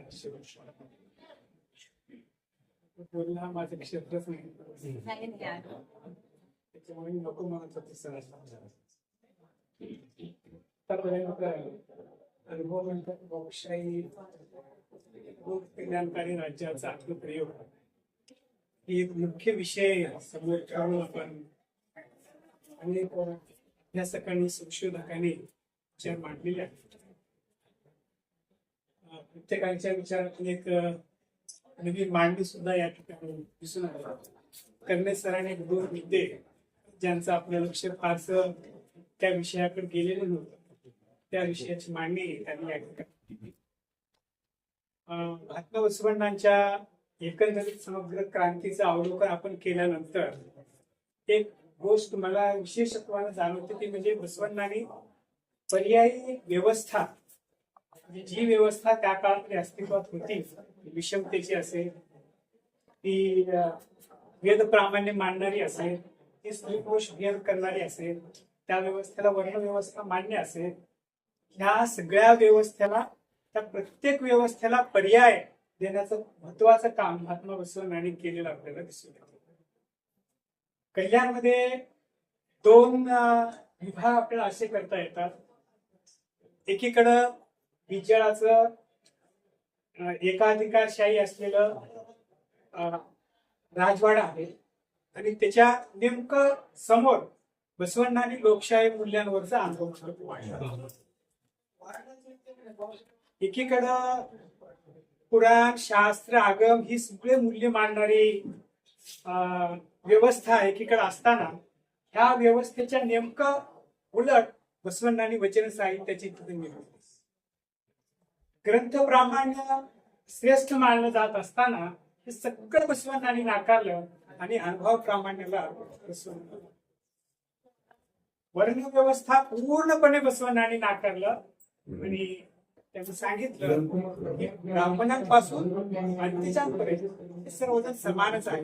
इथं जातीभेद नाही, लिंगभेद नाही, कुठल्याही प्रकारचा भेदभाव त्या बसवण्णांच्या व्यवस्थेमध्ये झालेला आपल्याला दिसत नाही. एकीकडं मंदिर व्यवस्थेचं स्तोम माजलेलं असताना दुसरीकडे बसवण्णांनी मंदिर रहित पुजारी रहित इष्टलिंग आपल्या हातावर दिलं आणि सांगितलं त्यांची देवालय आहे आणि त्या देवालयामध्ये तुम्ही तुमच्या आराध्य देवतेची पूजा तुम्ही केली पाहिजे. तुम्ही कुठलीही व्यवस्था म्हणजे मूल्य व्यवस्थेचा जरी आपण अभ्यास केला, आताच वनराव सर म्हणत होते की तुम्ही वेगळी मांडणी करताय की त्याचं कारणच असं होतं की बरेच जण असं म्हणतात की आम्ही लिंगायत स्वतंत्र धर्म आहे अशी मांडणी करणारी ही सगळी इथं मंडळी उपस्थित आहे. त्याला प्रतिरोध म्हणून बरेच जण सांगतात हे कसं काय सांगता तुम्ही. परवाच एक कोल्हापूरला एक मठ आहे कनेरी मठ म्हणून, कोल्हापूरचे सर इथं आहेत उपस्थित. त्या महाराजांनी परवा एक सभा घेतली आणि त्यांनी सांगितलं तुम्हाला जर वेगळा धर्म सांगायचा असेल, वेगळा धर्म मांडायचा असेल तर तुम्ही अगोदर तुमची मठ खाली करा. मठ खाली का करा तर ते मठ सनातन्यांचं आहे, विभूती सनातन्यांची आहे, रुद्राक्ष सनातन्यांचं आहे, लिंग सनातन्यांचं आहे, भगवी वस्त्र सनातन्यांची आहे. तुम्हाला जर वेगळं सांगायचं तर आमच्या जागेवर तुम्ही कशाला बसतात, हे सगळं खाली करा आणि मग तुम्ही सांगा. तर त्यांना असं आमचं उत्तर आहे की बसवण्णांच्या पूर्वी जरी विभूती, रुद्राक्ष, इष्टलिंग, अष्टावरण, पंचाचार, शतस्तर ह्या संकल्पना आगमांमध्ये किंवा वेगवेगळ्या ग्रंथांमध्ये सांगितलेल्या असल्या तरी सुद्धा बसवण्णांनी त्या संकल्पना पूर्णपणे बदलून त्याचा पूर्ण ढाचा बदलवून नवीन पद्धतीने ती व्यवस्था आपल्या समोर मांडली. त्याच्यामुळे ती नवी मूल्य व्यवस्था म्हणून आम्ही त्याचा स्वीकार केला. एक उदाहरण जर आपल्याला सांगायचं झालं, बसवण्णांच्या पूर्वी गुरु लिंग जंगम होते असं आपण गृहीत धरू.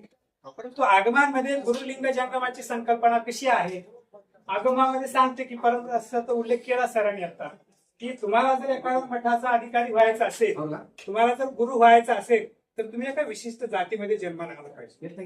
तुमच्याकडे ती पात्रता आहे की नाही महत्वाचं नाही, तुम्ही त्या जातीत जन्माला येणं महत्वाचं आहे. तुम्ही त्या जातीत जन्माला जर तुम्ही आलात तर तुम्ही गुरु होता, तुम्ही एका मठाचे मठाधिकारी होऊ शकता, तुम्ही जंगम होऊ शकता.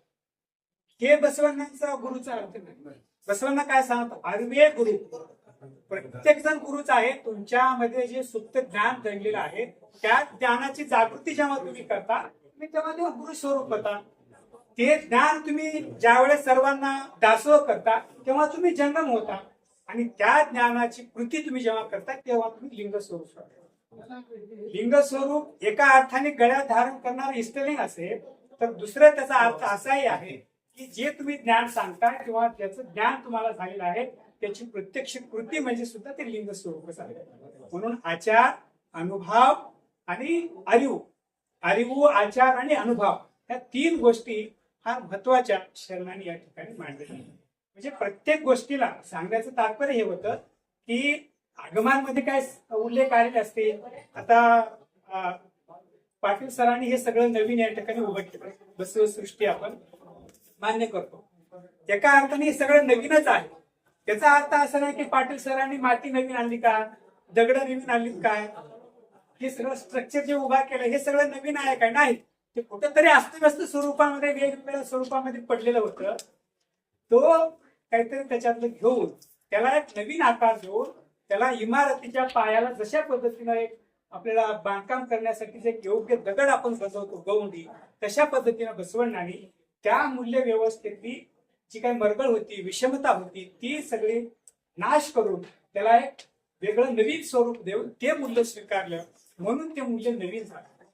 तुम्ही भगवी कपडे असे आहेत म्हणून तुम्ही बाहेर व्हा म्हणून तर सांगत असतील सनातनी वर्ग, तर भगवा कपडा सनातनीचा मुळीच नाही. पाली भाषेचे अभ्यास, बौद्ध धर्माचे अभ्यास किती आहे. भगव्या कपड्याचा खरा संदर्भ भगवान बुद्धाशी आहे. भगवान शब्द भगवान बुद्धाशी आहे. मग तुम्ही ही वैचारिक व्यभिचारपणा कशाला करताय, कशासाठी करताय. आता जी व्यवस्था या देशामध्ये वेगवेगळ्या माध्यमातून सत्ता काबीज करून सर्व एका ह्याच्यामध्ये आपला जो अजेंडा आहे तो राबवण्याचा प्रयत्न करण्यासाठी ही पिलावळ त्यांनी सोडलेली आहे. या व्यवस्थेला जर आपल्याला बांधायचं असेल, या व्यवस्थेत जर मुसक्या तुम्हाला आवळायची असतील, तर तुम्हाला हा जो बसवण्णांचा विचार आहे तो ताकदीनं आणि स्पष्टपणे निर्भयपणे आता सांगण्याची गरज आहे.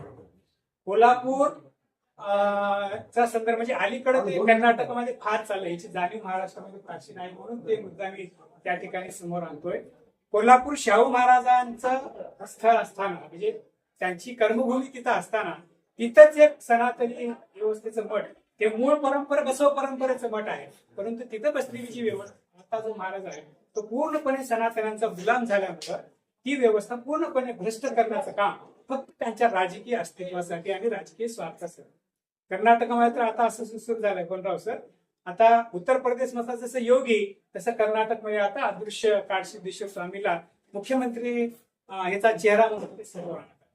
म्हणजे ही अशी जी व्यवस्था आता निर्माण होत आहे, ह्या व्यवस्थेला जर आपल्याला उत्तर द्यायचं असेल, ह्या व्यवस्थेला जर टक्कर द्यायचं असेल, तर आपण प्रज्ञावंत लोकांनी, अभ्यासकांनी, संशोधकांनी हे आता समाज मनापर्यंत पोहोचवण्याची गरज आहे. आणि त्या दृष्टीने अशा प्रकारच्या राष्ट्रीय परिषदांचं बसव विचाराच्या चिंतनाची गरज फार मोठ्या प्रमाणामध्ये असं एवढं सांगतो. आणि भीमराव पाटलांनी गेल्या अनेक दशकांपासून बसव विचार महाराष्ट्र, कर्नाटक, तेलंगणामध्ये पेरण्याचं काम त्यांनी या ठिकाणी केलेलं आहे. आणि त्याचा एक प्रत्यक्ष प्रयोग या ठिकाणी बसव संस्थेच्या माध्यमातून ते करत आहेत. त्यांच्या कार्याला अनंत शुभेच्छा देतो आणि आपल्या सर्वांना शरणार्थी. आणि मग मी एक महत्वपूर्ण स्वरूपाचा साधन शेअर आहे. मी काल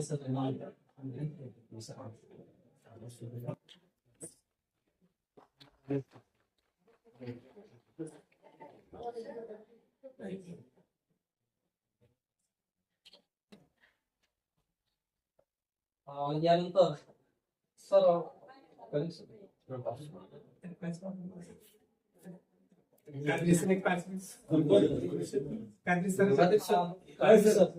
एक्सटेन्शन आहे की म्हणजे 1-2 पटकन विचार सगळ्या लोकांना 1-2 जण पटकन सर्वांचं भोजन राहिलं.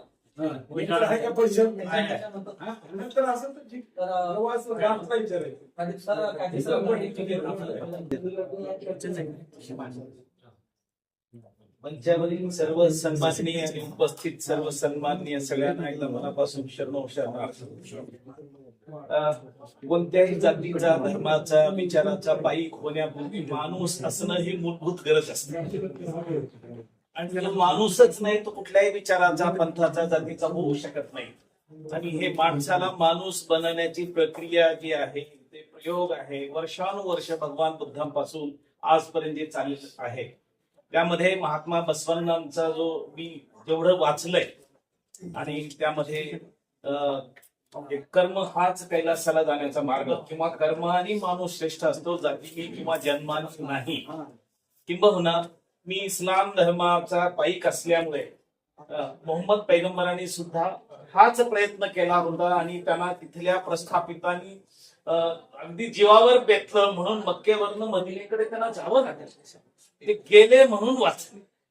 आणि जेवढ्या जेवढ्या संतांनी, पैगंबरांनी हे जी समतेचे प्रवाह त्याच्यातून जो प्रयत्न केला, त्यांना त्यावेळी संपवण्याचा प्रयत्न केला.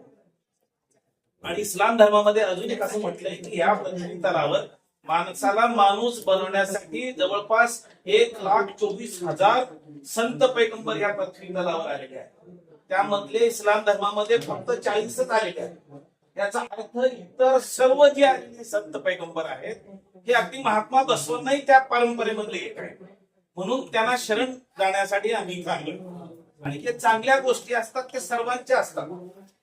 पैगंबरांसमोर समोर काही श्रोतावर्ग बसला होता, त्यापैकी बसला असताना पैगंबर साहेब असं म्हणाले, तुम्हाला एक गोष्ट सांगू का, की जी 5 वेळेसची नमाज पडण्यापेक्षा श्रेष्ठ, किंवा रमजानचे रोजे करून कुराणाचं पारायण करण्यापेक्षा श्रेष्ठ, किंवा आपल्या उत्पन्नातलं 2.5% भाग दान म्हणून देण्यापेक्षा श्रेष्ठ एखादी गोष्ट आहे का?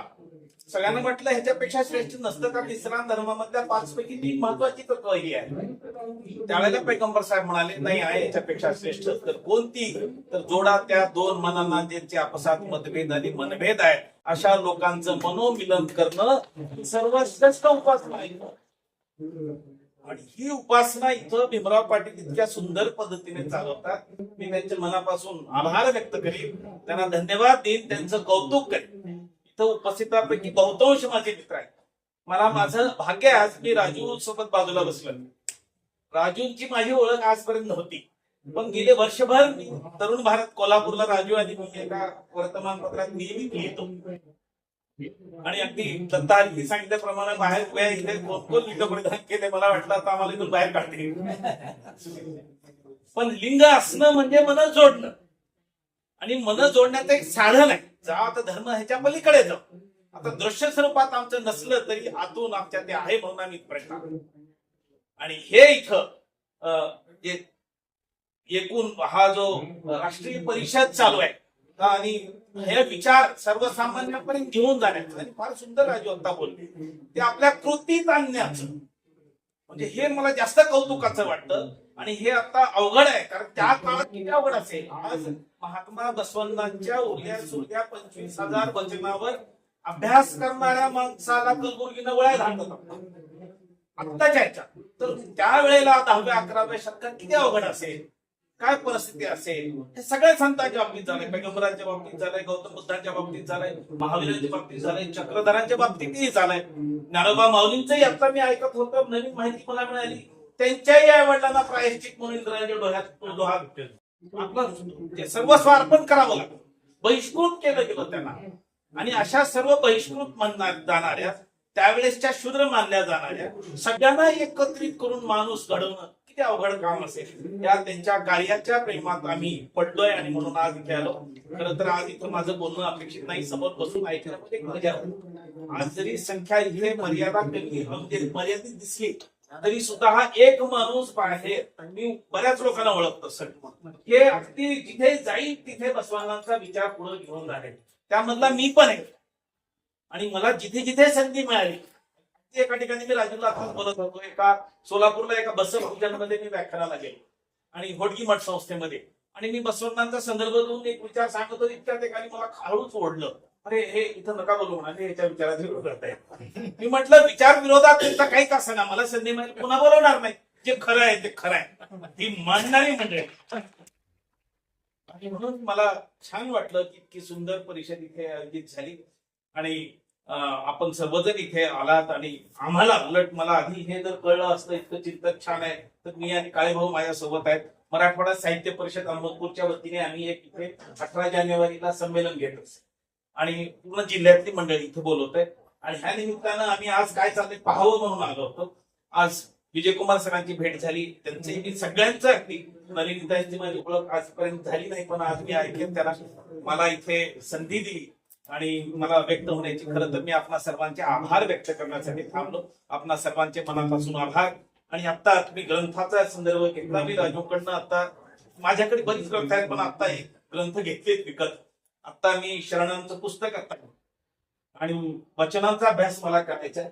ही संधी आज मला प्राप्त करून दिली. आणि तुम्ही सर म्हणालात की इथं येणं दत्ताहरी सर मलाही जास्त प्रेरणा देऊन, म्हणून आपल्या जवळचं जे असतं जिथं आपण राहतो, अगदी सुंदर अगदी संकल्पना होती की देवाचा शोध कुठे घ्यायचा, आपल्यामध्ये घ्यायचा.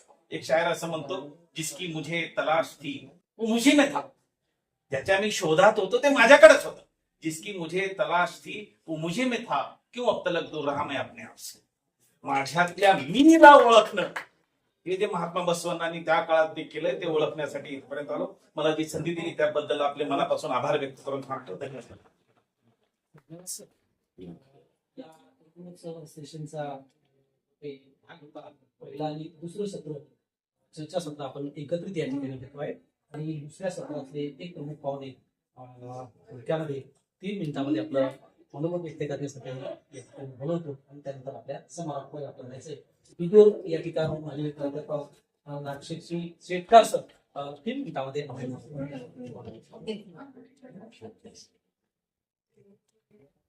ओम श्री गुरु बसवले मराठी बोलने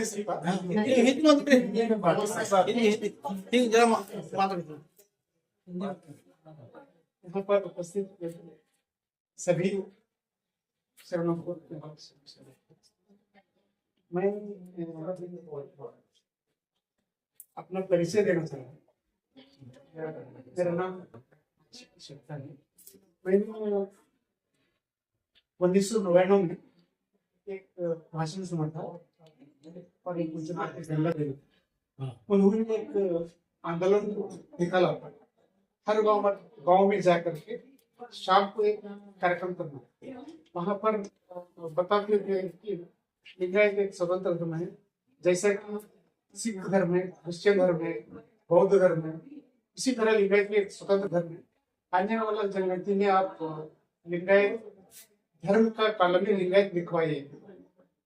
तो जब वो कंपैरिजन कर रहे थे सभी भारतीय धर्मों का कंपैरिजन करके लिंगायत भी उसके साथ प्रूव हो सकता है ऐसे बोल रहे।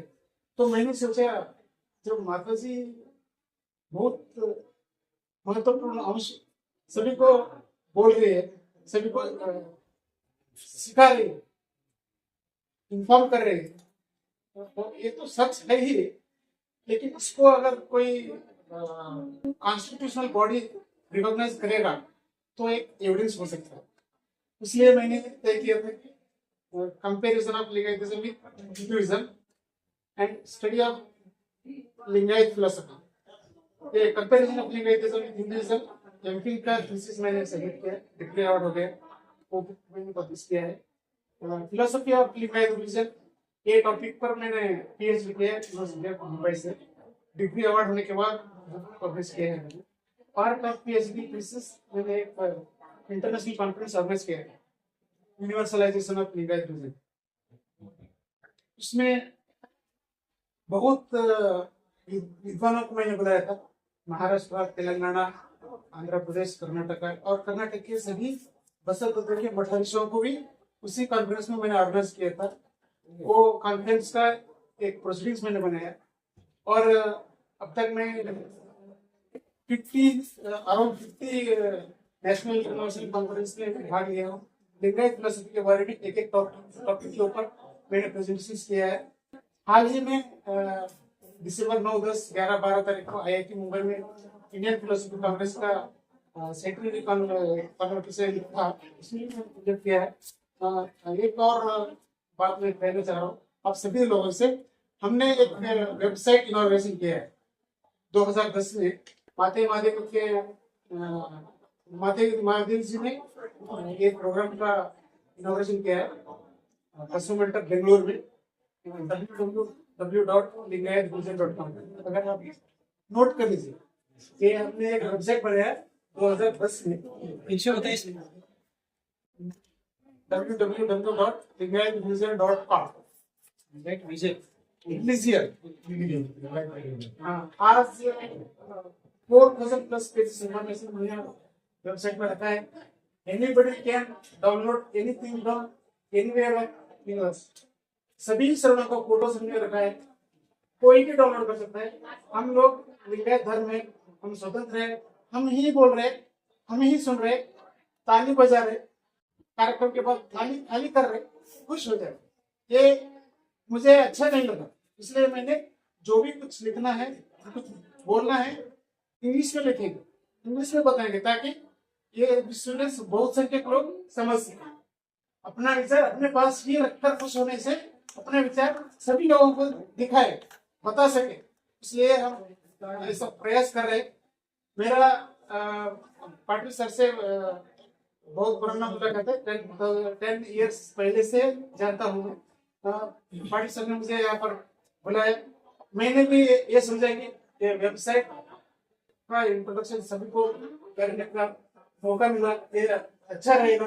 जो भी इंटेलेक्चुअल से जो स्टडी कर रहे हैं, एकेडमिकल जो स्ट्रीम में है, उनके लिए हमारी वेबसाइट काम आएगा।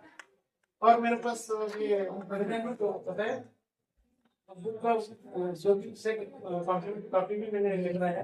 कोई भी अगर आप स्टडी कर रहे हैं एकेडमिकल स्ट्रीम में, आप उसको रेफर करने के लिए इच्छुक हैं, आप मुझे अपना एड्रेस दीजिए, मैं बुक फ्री ऑफ कॉस्ट भेज दूंगा। अभी 2-3 कॉपी है, मैं आप किसी को जरूरत है उनको कॉपी दे सकता हूँ। और मेरा ये लक्ष्य है कि हमारा धर्म को मान्यता मिलनी चाहिए, हम एविडेंसेस कलेक्ट करेंगे, उनके पास प्रेजेंट करेंगे, लेकर ही रहेंगे।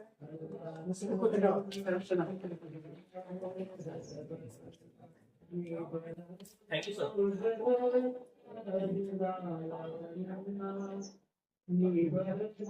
जवळपास या नवीन सत्राचा एक सारांश रूपाने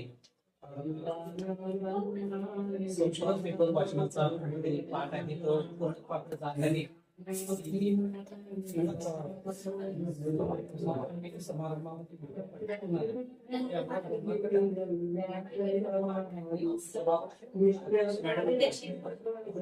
नंतर आपण बसणार आहात.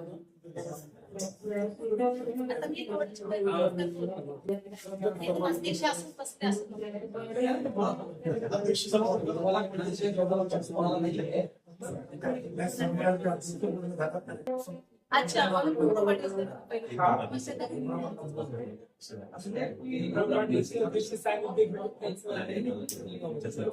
या युनिक सत्राचा समारोप सत्राच्या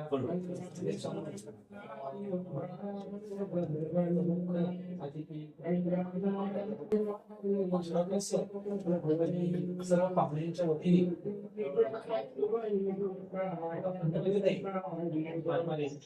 विद्यापीठ पुणे विद्यापीठ त्या अध्यक्षीय समारोहातील प्रमोशन करण्यात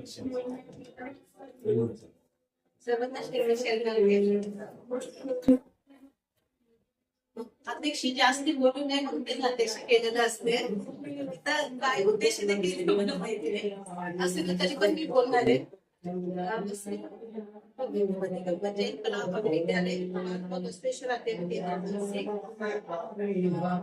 वाशिम बसवसृष्टी कडून यांच्या सहकार्याने एक दिवसीय राष्ट्रीय मंडप परिषद ते विषय होता अनुभव मंडप कल्याणकारी राज्याच्या आद्यप्रेम या सत्रामध्ये अध्यक्ष साहित्य मंच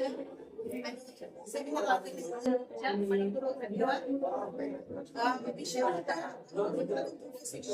साहित्य संशोधन प्राध्यापकांनी छान छान पेपर वाचलेला आहे. की मी जे वाचलेले पेपर आहे ते व्यवस्थित academic paper research paper angle no document no history त्यास आम्ही लिहत असतो. त्याला संशोधन रेफरन्स लागते, पुस्तक लागते, डॉक्युमेंट लागते. त्याच्याशिवाय आपण त्याला संशोधन पेपर म्हणत नाही. माझे काही विद्यार्थी रिसर्च पेपर तयार केली का याला मॅडम एक दिवसात झालं कसं काय नेटला डाउनलोड केले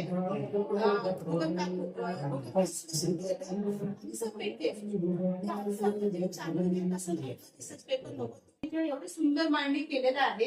ते सगळ्यांचे आपण पुस्तक रूपात छापणार आहे. मग ते संशोधन अँगलचे तुमचे रिसर्च पेपर असू द्या आणि पुढच्या पिढीला त्याची मदत व्हायला पाहिजे. अनुभव मंडप त्याच्यामध्ये मी पण मोठं तयारी केलं पण अध्यक्षाने कमी बोलायचं मला सांगितलं.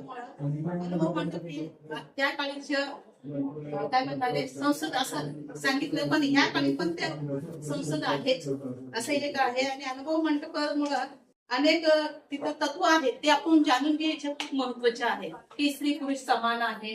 त्याच्यानंतर कोणीही व्यक्ती जन्माने लिंगाने वळणाने जे सरने सांगितले तसं काही नाहीये.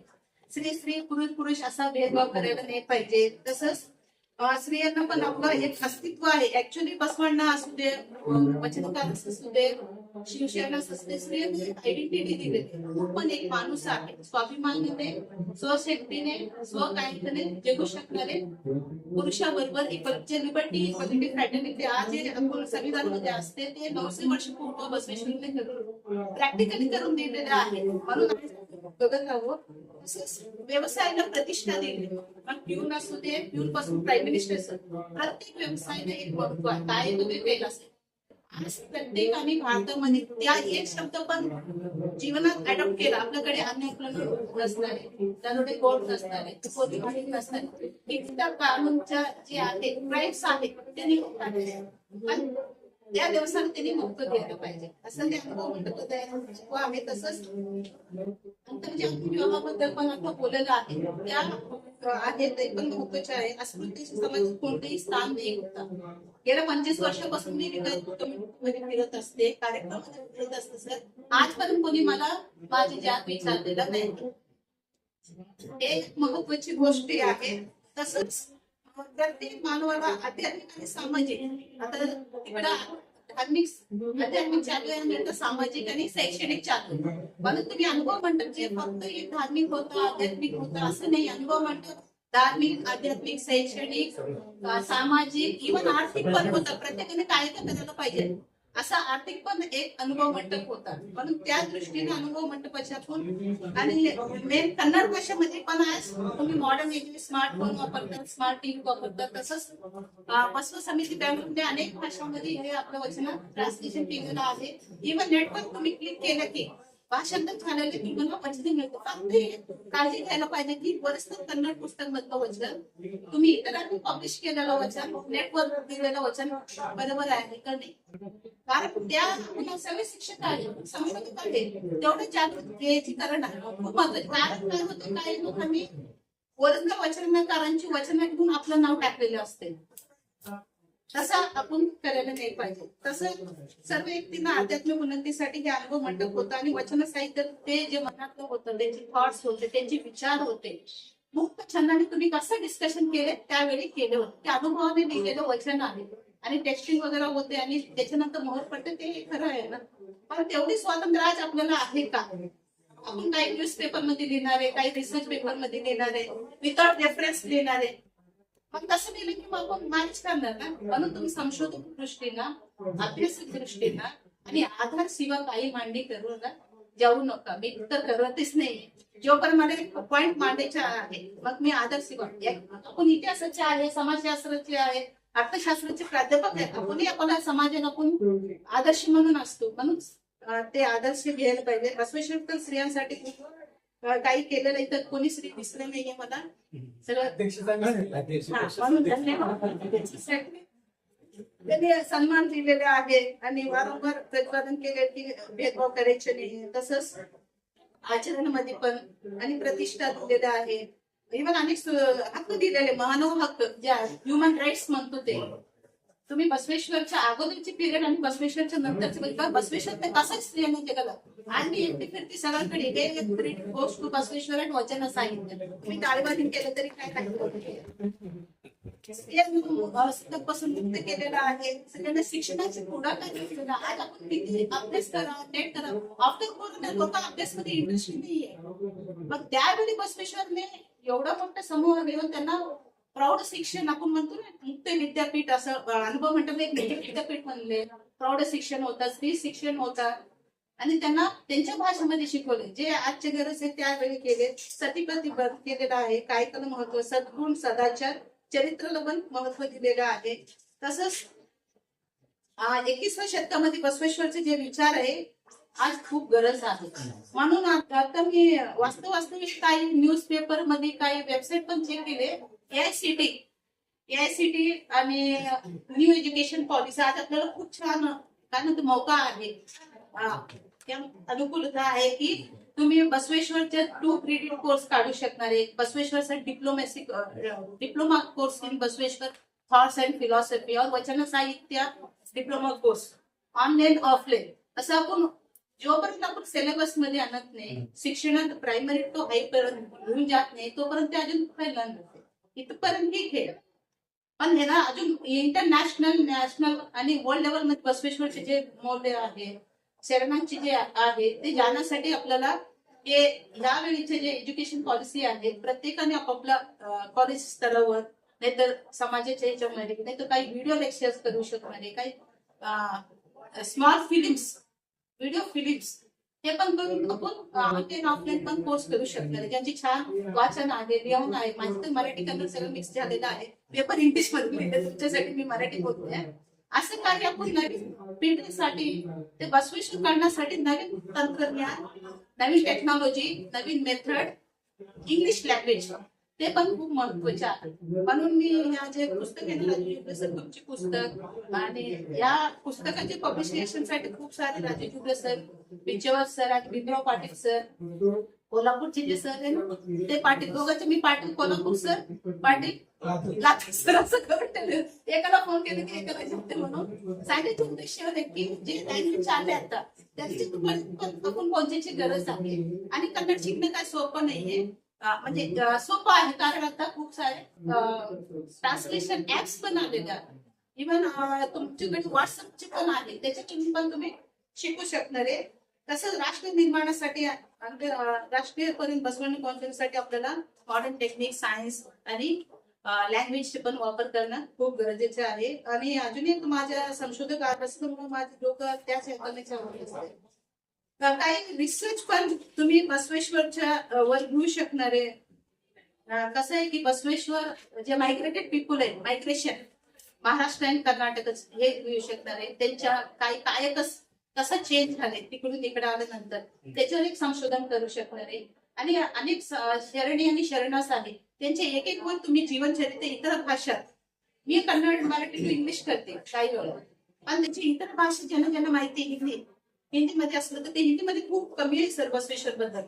काही भाषांतर वुमेन्सचे असू दे, शिवशरणीचं केलं तर खूप मोठं काम होते. तसंच आता अजून एक मला मुद्दा मांडायचा आहे की रिसर्च अँगलनं पण बघायची खूप काळाची गरज आहे. त्याच्यामध्ये रिसर्च आर्टिकल्स पण याची गरज आहे. बसवेश्वरचे जे स्पिरिच्युअल प्रोग्रेस बरोबर समाजाची प्रोग्रेस म्हणून सांगितलेलं आहे. अनुभव मंडळामध्ये तुम्ही स्वतः की तुमच्या एपीआय तर असू द्या, एपीआयचे असू द्या, कॉलेजच्या प्रमोशन असू द्या, पीएचडी डिग्री असू द्या, तुम्ही स्वतः डेव्हलप होते तर समाजाची पण डेव्हलप होते. कारण तुम्ही दिलेलं पुस्तक मध्ये, जर्नल्स मध्ये, पीआर रिव्ह्यूज मध्ये झालं की ते लोक वाचणारे मग त्यांची पण ठरवते. तसं एक आहे. स्पिरिच्युअल डेमोक्रेसी म्हणून एका पुस्तकामध्ये बसवेश्वरच्या अनुभव मंडपाला नाव दिलेलं आहे. स्पिरिच्युअल आध्यात्मिक संसद असं नाव दिलेलं आहे. हे पण त्याच्या अँगल अभ्यास करायचे कारण टेस्टिंगच्या उद्धारासाठी, दलितांच्या उद्धारासाठी, कॉमन मॅनच्या उद्धारासाठी आणि कॉमन लँग्वेज मध्ये सांगितलेलं आहे. तसंच freedom of thought both religious आणि स्पिरिच्युअल अँगलनं सांगितलेलं आहे. कल्चरल एज्युकेशन राईट्स पण त्यामध्ये दिलेलं आहे प्रत्येकांना.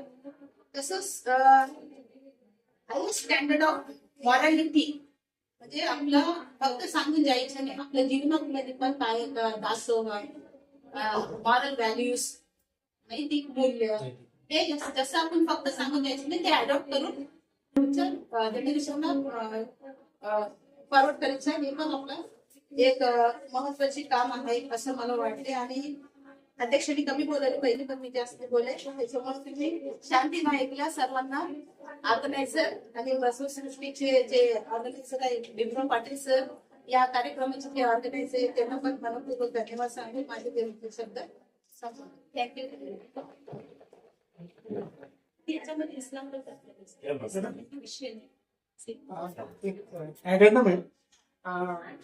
अनुभव मंडप it's a considered scientist. Guru Baswa was a great musician. Yes. So आपने इन दोनों का जिनसे मेल किया इसलिए एडेनम अच्छी बात. धन्यवाद मॅडम. या ठिकाणी पेपर वाचनाच्या किंवा या अनुभवमंडप परिषदेमध्ये सहभागी होण्याच्या संदर्भात सेतकार सर विदव यांना प्रमाणपत्र प्रदान करण्यासाठी भीमापुरी सरांना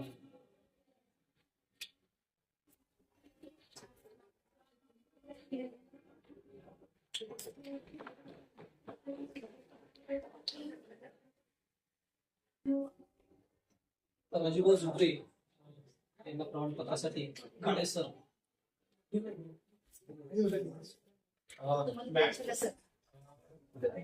अध्यक्षा मॅडम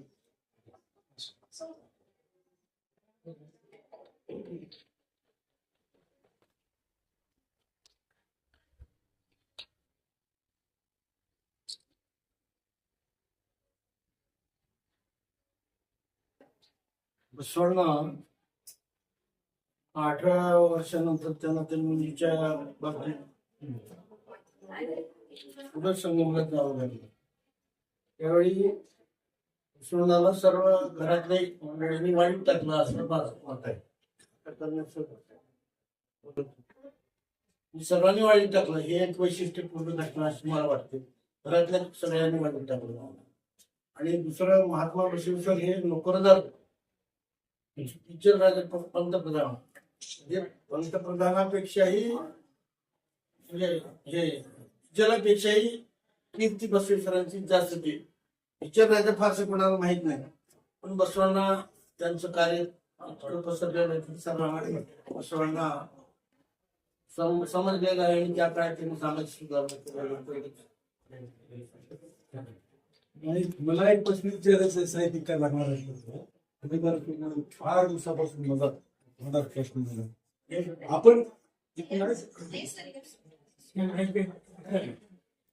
आपण काय करालो एकदम बसवांना असे अप्रतिम असं सगळं कॉमनच बोलावं. कॉमन बोलावं त्याच्यामुळे बसवांना काही नाही. प्रत्येक परिस्थिती ही आता सगळं मान्य तर त्यामध्ये बसवांना बाबा पंचायत किंवा नेमका सांगितलं असेल ह्याच्यावर कोणी संशोधन केलंय का? नाही पंचाचार अनुभव मंडपात लिहिले काय लिहिली असते पण सांगितलं होतं त्याच्यावर संशोधन कोणी केलंय का? आतापर्यंत मी थोडं संशोधन केलं. मी ऐकलं ऐकलं बसवांना पुढे संगमला होती विद्यार्थी तसेच होते. त्याने तिथं काही लोकांना दीक्षा दिली, संशोधक झाले, गाजले, नवीन प्रणाली दिली म्हणून तेवढंच लिहिलं तिथे त्यांनी. जेव्हा बसवांना मंगळवेढ्याला आलं तर ते काय म्हणाले दंड नाही. मग आता दंड नाही का राजाचं पण वाढवायची, समाज नीट सांगायचा, संशोधन सांगायचं पण समाजाला आधी त्यांनी शिकवण दिली. पंचायत दिली लोकांना शिस्त लावली. हे पंचायतच्या तिथं दिलेलं आज तुम्हाला सांगतो गोरा बसवांना या गावामध्ये एका मंडपामध्ये एक पूर्ण मंडप आहे. बसवांना त्या काळात जी पद्धत असेल त्या काळात काही असं काही कोणती पद्धत नव्हती. बसवांना नंदीचं दाखले पण त्याच्या पुढे 5 पिंडी आहे. मग बसवांना समाज जीवनात आले म्हणून त्यांनी समाज जीवनाची पंचायत दिली. माझं म्हणणं जेव्हा बसवांना पंतप्रधान झाले, आता पंतप्रधानांचे कार्य वैश्विक आहेत म्हणून अनुभव मंडप दिलं. कारण त्यांना लढायची नव्हती ना, संवादानं स्थापन करायचं नव्हतं. म्हणजे पंचाचार त्यांनी समाजामध्ये होते, समाजाचं प्रतिनिधित्व करत होते, समाजाच्या समस्या सोडत होते. बसवांना 21व्या वर्षी किंवा 22व्या वर्षी सगळं लिहू शकत नाही. कारण बसवांना हे सामान्य मानव होते आपल्यासारखे. जर त्याला आपण मानव मानलं तर समस्या आली तसं सोडायची ना. पहिली समस्या बसवांना लहानपणी आठवण कोणती आली की बाबा ह्या माझ्या बांधवांना ते आघोर पद्धतीने का समज मारली जात म्हणून ती त्याचं निवारण करण्यासाठी तिथं गेले. मग ही देव सिस्टीम नष्ट करायला पाहिजे त्यांनी संशोधन केलं. पण ते संशोधन केल्यावर त्यांनी काय केलं कुठे मांडलं तिथं मांडलं त्या काळातल्या पद्धतीपुढे. मग त्या पद्धतीपुढे मांडल्यावर ते गाजले पूर्ण सगळ्यांनी म्हणजे ही नवीन पद्धत आहे. आणि त्याच्यामुळे ते गाजल्यामुळे तिकडे बिजल स्वतःहून गेला. बिजल हा महत्वाकांक्षी राजा होता. बिजल असा नव्हता, महत्वाकांक्षी होता. त्याला चक्रवर्ती व्हायचं होतं म्हणून त्याने लोकांचा सहभाग असलेला पाहिजे म्हणून तिथं गेलो. मग बसवांना कुठं आले समाज जीवनात आले. आधी समाज जीवनात आला त्याने पंचायत दिला. तिथं मंदिर आहे, त्या मंदिरामध्ये 5 पिंडी रेखाटलेल्या आहेत आणि एक बसवांना रेखाटलेला आहे. आता बुद्धाने जसं पंचशील सांगितलं ना काही लोकांनी, बसवांना एकदम सगळं हे असं इतिहास पाहिजे. गोरा बसवांना म्हणजे भाग ह्यालाच आहे, मंगळवेढ्यालाच आहे आणि ती बाउंड्री 8-9 किलोमीटरच्या बाहेर आहे. पण तिथं विशेष म्हणजे त्या गावाचं नावच गोरा बसवा. तुम्ही ह्याच्यावर आमचं म्हणणं हे कसं तुम्ही गोंधळ करायचं साहेब खूप खूप धन्यवाद. तुम्ही जे काही मांडणी करत आहात आपल्या अँगलनं किंवा आपल्या अभ्यासाच्या अनुषंगाने ती महत्वाची आहे. आपण जर रायटिंग मध्ये लिखित स्वरूपात आपल्या पद्धतीने जर मांडली त्याच्यावर चिंतन होईल आणि त्या पद्धतीने प्रयत्न करतील. आपण याची एक पुस्तिका काढणार आहोत. इथं हा जो अनुभव मंडप परिषद आहे त्यामध्ये प्रत्येकाने आपापले शोध निबंध 3-4 पेज मध्ये या ठिकाणी करायचं ठरवलंय. एक विषय घेऊन आणि त्या विषयावरती ते मांडत आहेत. त्याच्यामुळं हा व्यापक भाग इथं नाहीये. म्हणून आपल्याकडे तशा पद्धतीचा काही आयडिया असेल त्याची पुराव्या अनुषंगाने तुम्ही जर मांडणी करत असाल तर त्याचं स्वागत राहील आणि रूपामध्ये आपण त्याला पब्लिश करू. त्याच्यावर चिंतन होईल, चर्चा होतील पुढे. धन्यवाद. व्यक्ती स्वरूपात ते आहोत. नाही, आपण मी व्यक्ती स्वरूपात द्यायची गरज नाही, आहे का की? तुम्ही जाऊन तिथं बघावं, संशोधन करावं अशी माझी इच्छा आहे. तुम्ही मला काय म्हणायला, मी तुम्हाला सूचना करायला आलो. नाही नाही मी बरोबर काय संशोधक नाही. आपला एक नया टॉपिक बरोबर आहे, पण सब्जेक्ट नाही आलो तुम्हाला. शॉर्ट केल्यामुळं म्हणून आम्ही समग्र बसवेश्वर मांडलेला नाही, फक्त अनुभव मंडपाशी निश्चितच मांडलेला आहे. तो एक विचार वेगळा आहे. पण तो असा अभ्यास करू. या ठिकाणी जवळपास 2 तास आपण या चर्चा सत्रामध्ये किंवा या परिषदेमध्ये शॉर्ट रूपाने जरी पेपर वाचनाचा कार्यक्रम घेतो म्हटलं तरी एक चांगल्या पद्धतीने चर्चा आणि चिंतन अभ्यासक्रमामध्ये या ठिकाणी झालेला आहे. आणि निश्चितच मॅडमने थोडासा उपस्थित केला होता की इथं एकही महिला नाही आणि मी मात्र या ठिकाणी अध्यक्ष म्हणून आहोत. त्याचं कारण काय? त्याचं कारणच हे आहे की बसवांनी 12व्या शतकामध्ये महिलांना जे काही महत्वाचं स्थान दिलं होतं, चर्चेमध्ये सहभागी होण्याचं, मांडण्याचं, मुक्त स्वातंत्र्य देण्याचं, तोच उद्देश लक्षात ठेवून आपल्याला सत्राचं अध्यक्षपद या ठिकाणी दिलेलं होतं. महिला मंडळी उपस्थित आहे अनुभव मंडपामध्ये, परंतु तो सभागृह वेगळ्या पद्धतीने चालू आहे. कदाचित त्यांना ह्या गोष्टी माहित नाही इथं काय चालू आहे ते, म्हणून ते इथं उपस्थित नाहीये. तर मॅडमनी सुद्धा अत्यंत अभ्यासाअंती शिक्षक अकादमीच्या विश्वस्त म्हणून मॅडम ज्या पद्धतीनं काम करतात. आम्ही 11 लोकांची टीम आहे. त्या 11 लोकांमध्ये ज्या वेळेला सभा होते, ज्या वेळेला चर्चा होते, त्यावेळेला पहिला पुढाकार जो असतो मॅडमचा असतो. पहिल्या सभेची उपस्थिती जी असते, 8 वाजता जर ऑनलाईन मीटिंग ठेवली असेल तर मॅडम 8ला 2 मिनिटं कमी असताना जॉईन होतात. म्हणजे एवढी स्वतःची तळमळ, दायित्व या चळवळीप्रती, या विचाराप्रती एक लेडीज असताना विद्यापीठामध्ये काम करणं पुण्यासारख्या ठिकाणी आणि सगळं कौटुंबिक सगळं काही जबाबदाऱ्या आहेत ते पार पाडून चळवळीला वेळ देणं, लिखाणाला वेळ देणं सोपं काम नाहीये. तुमच्यासाठी सुद्धा मॅडम आदर्श आहेत. काम करत असताना आम्हाला बरेच वेळा वाटतं की आपण पुरुष असताना सुद्धा कधी कधी काही गोष्टी टाळण्याचा प्रयत्न करतो. मॅडम पुण्यावरून किनिक सुद्धा पोहोचणं हे कल्पनेच्या बाहेरचं काम आहे. सकाळी 8 वाजता अहमदपूरला आल्या आणि अहमदपूर 8 वाजता ऍटो करून स्वतंत्र एकट्या किनिक बुधीला एकट्या इथं ऍटो करून 250 रुपये देऊन, पैसे महत्वाचे नाही परंतु इथं एकट्या पोहोचणं, त्याचं धाडस, हे दायित्व, कशाचीच भीती नाही. मी या ठिकाणी जाणार, मला जायचं आहे, मोठेपण अत्यंत महत्वाचं आहे. आणि म्हणूनच आपल्या दायित्वाकडे बघून हे अध्यक्षपद आपल्याला या ठिकाणी दिलेलं आहे. निश्चितच ते चळवळीसाठी, त्या विचारासाठी खूप महत्वाचं आहे.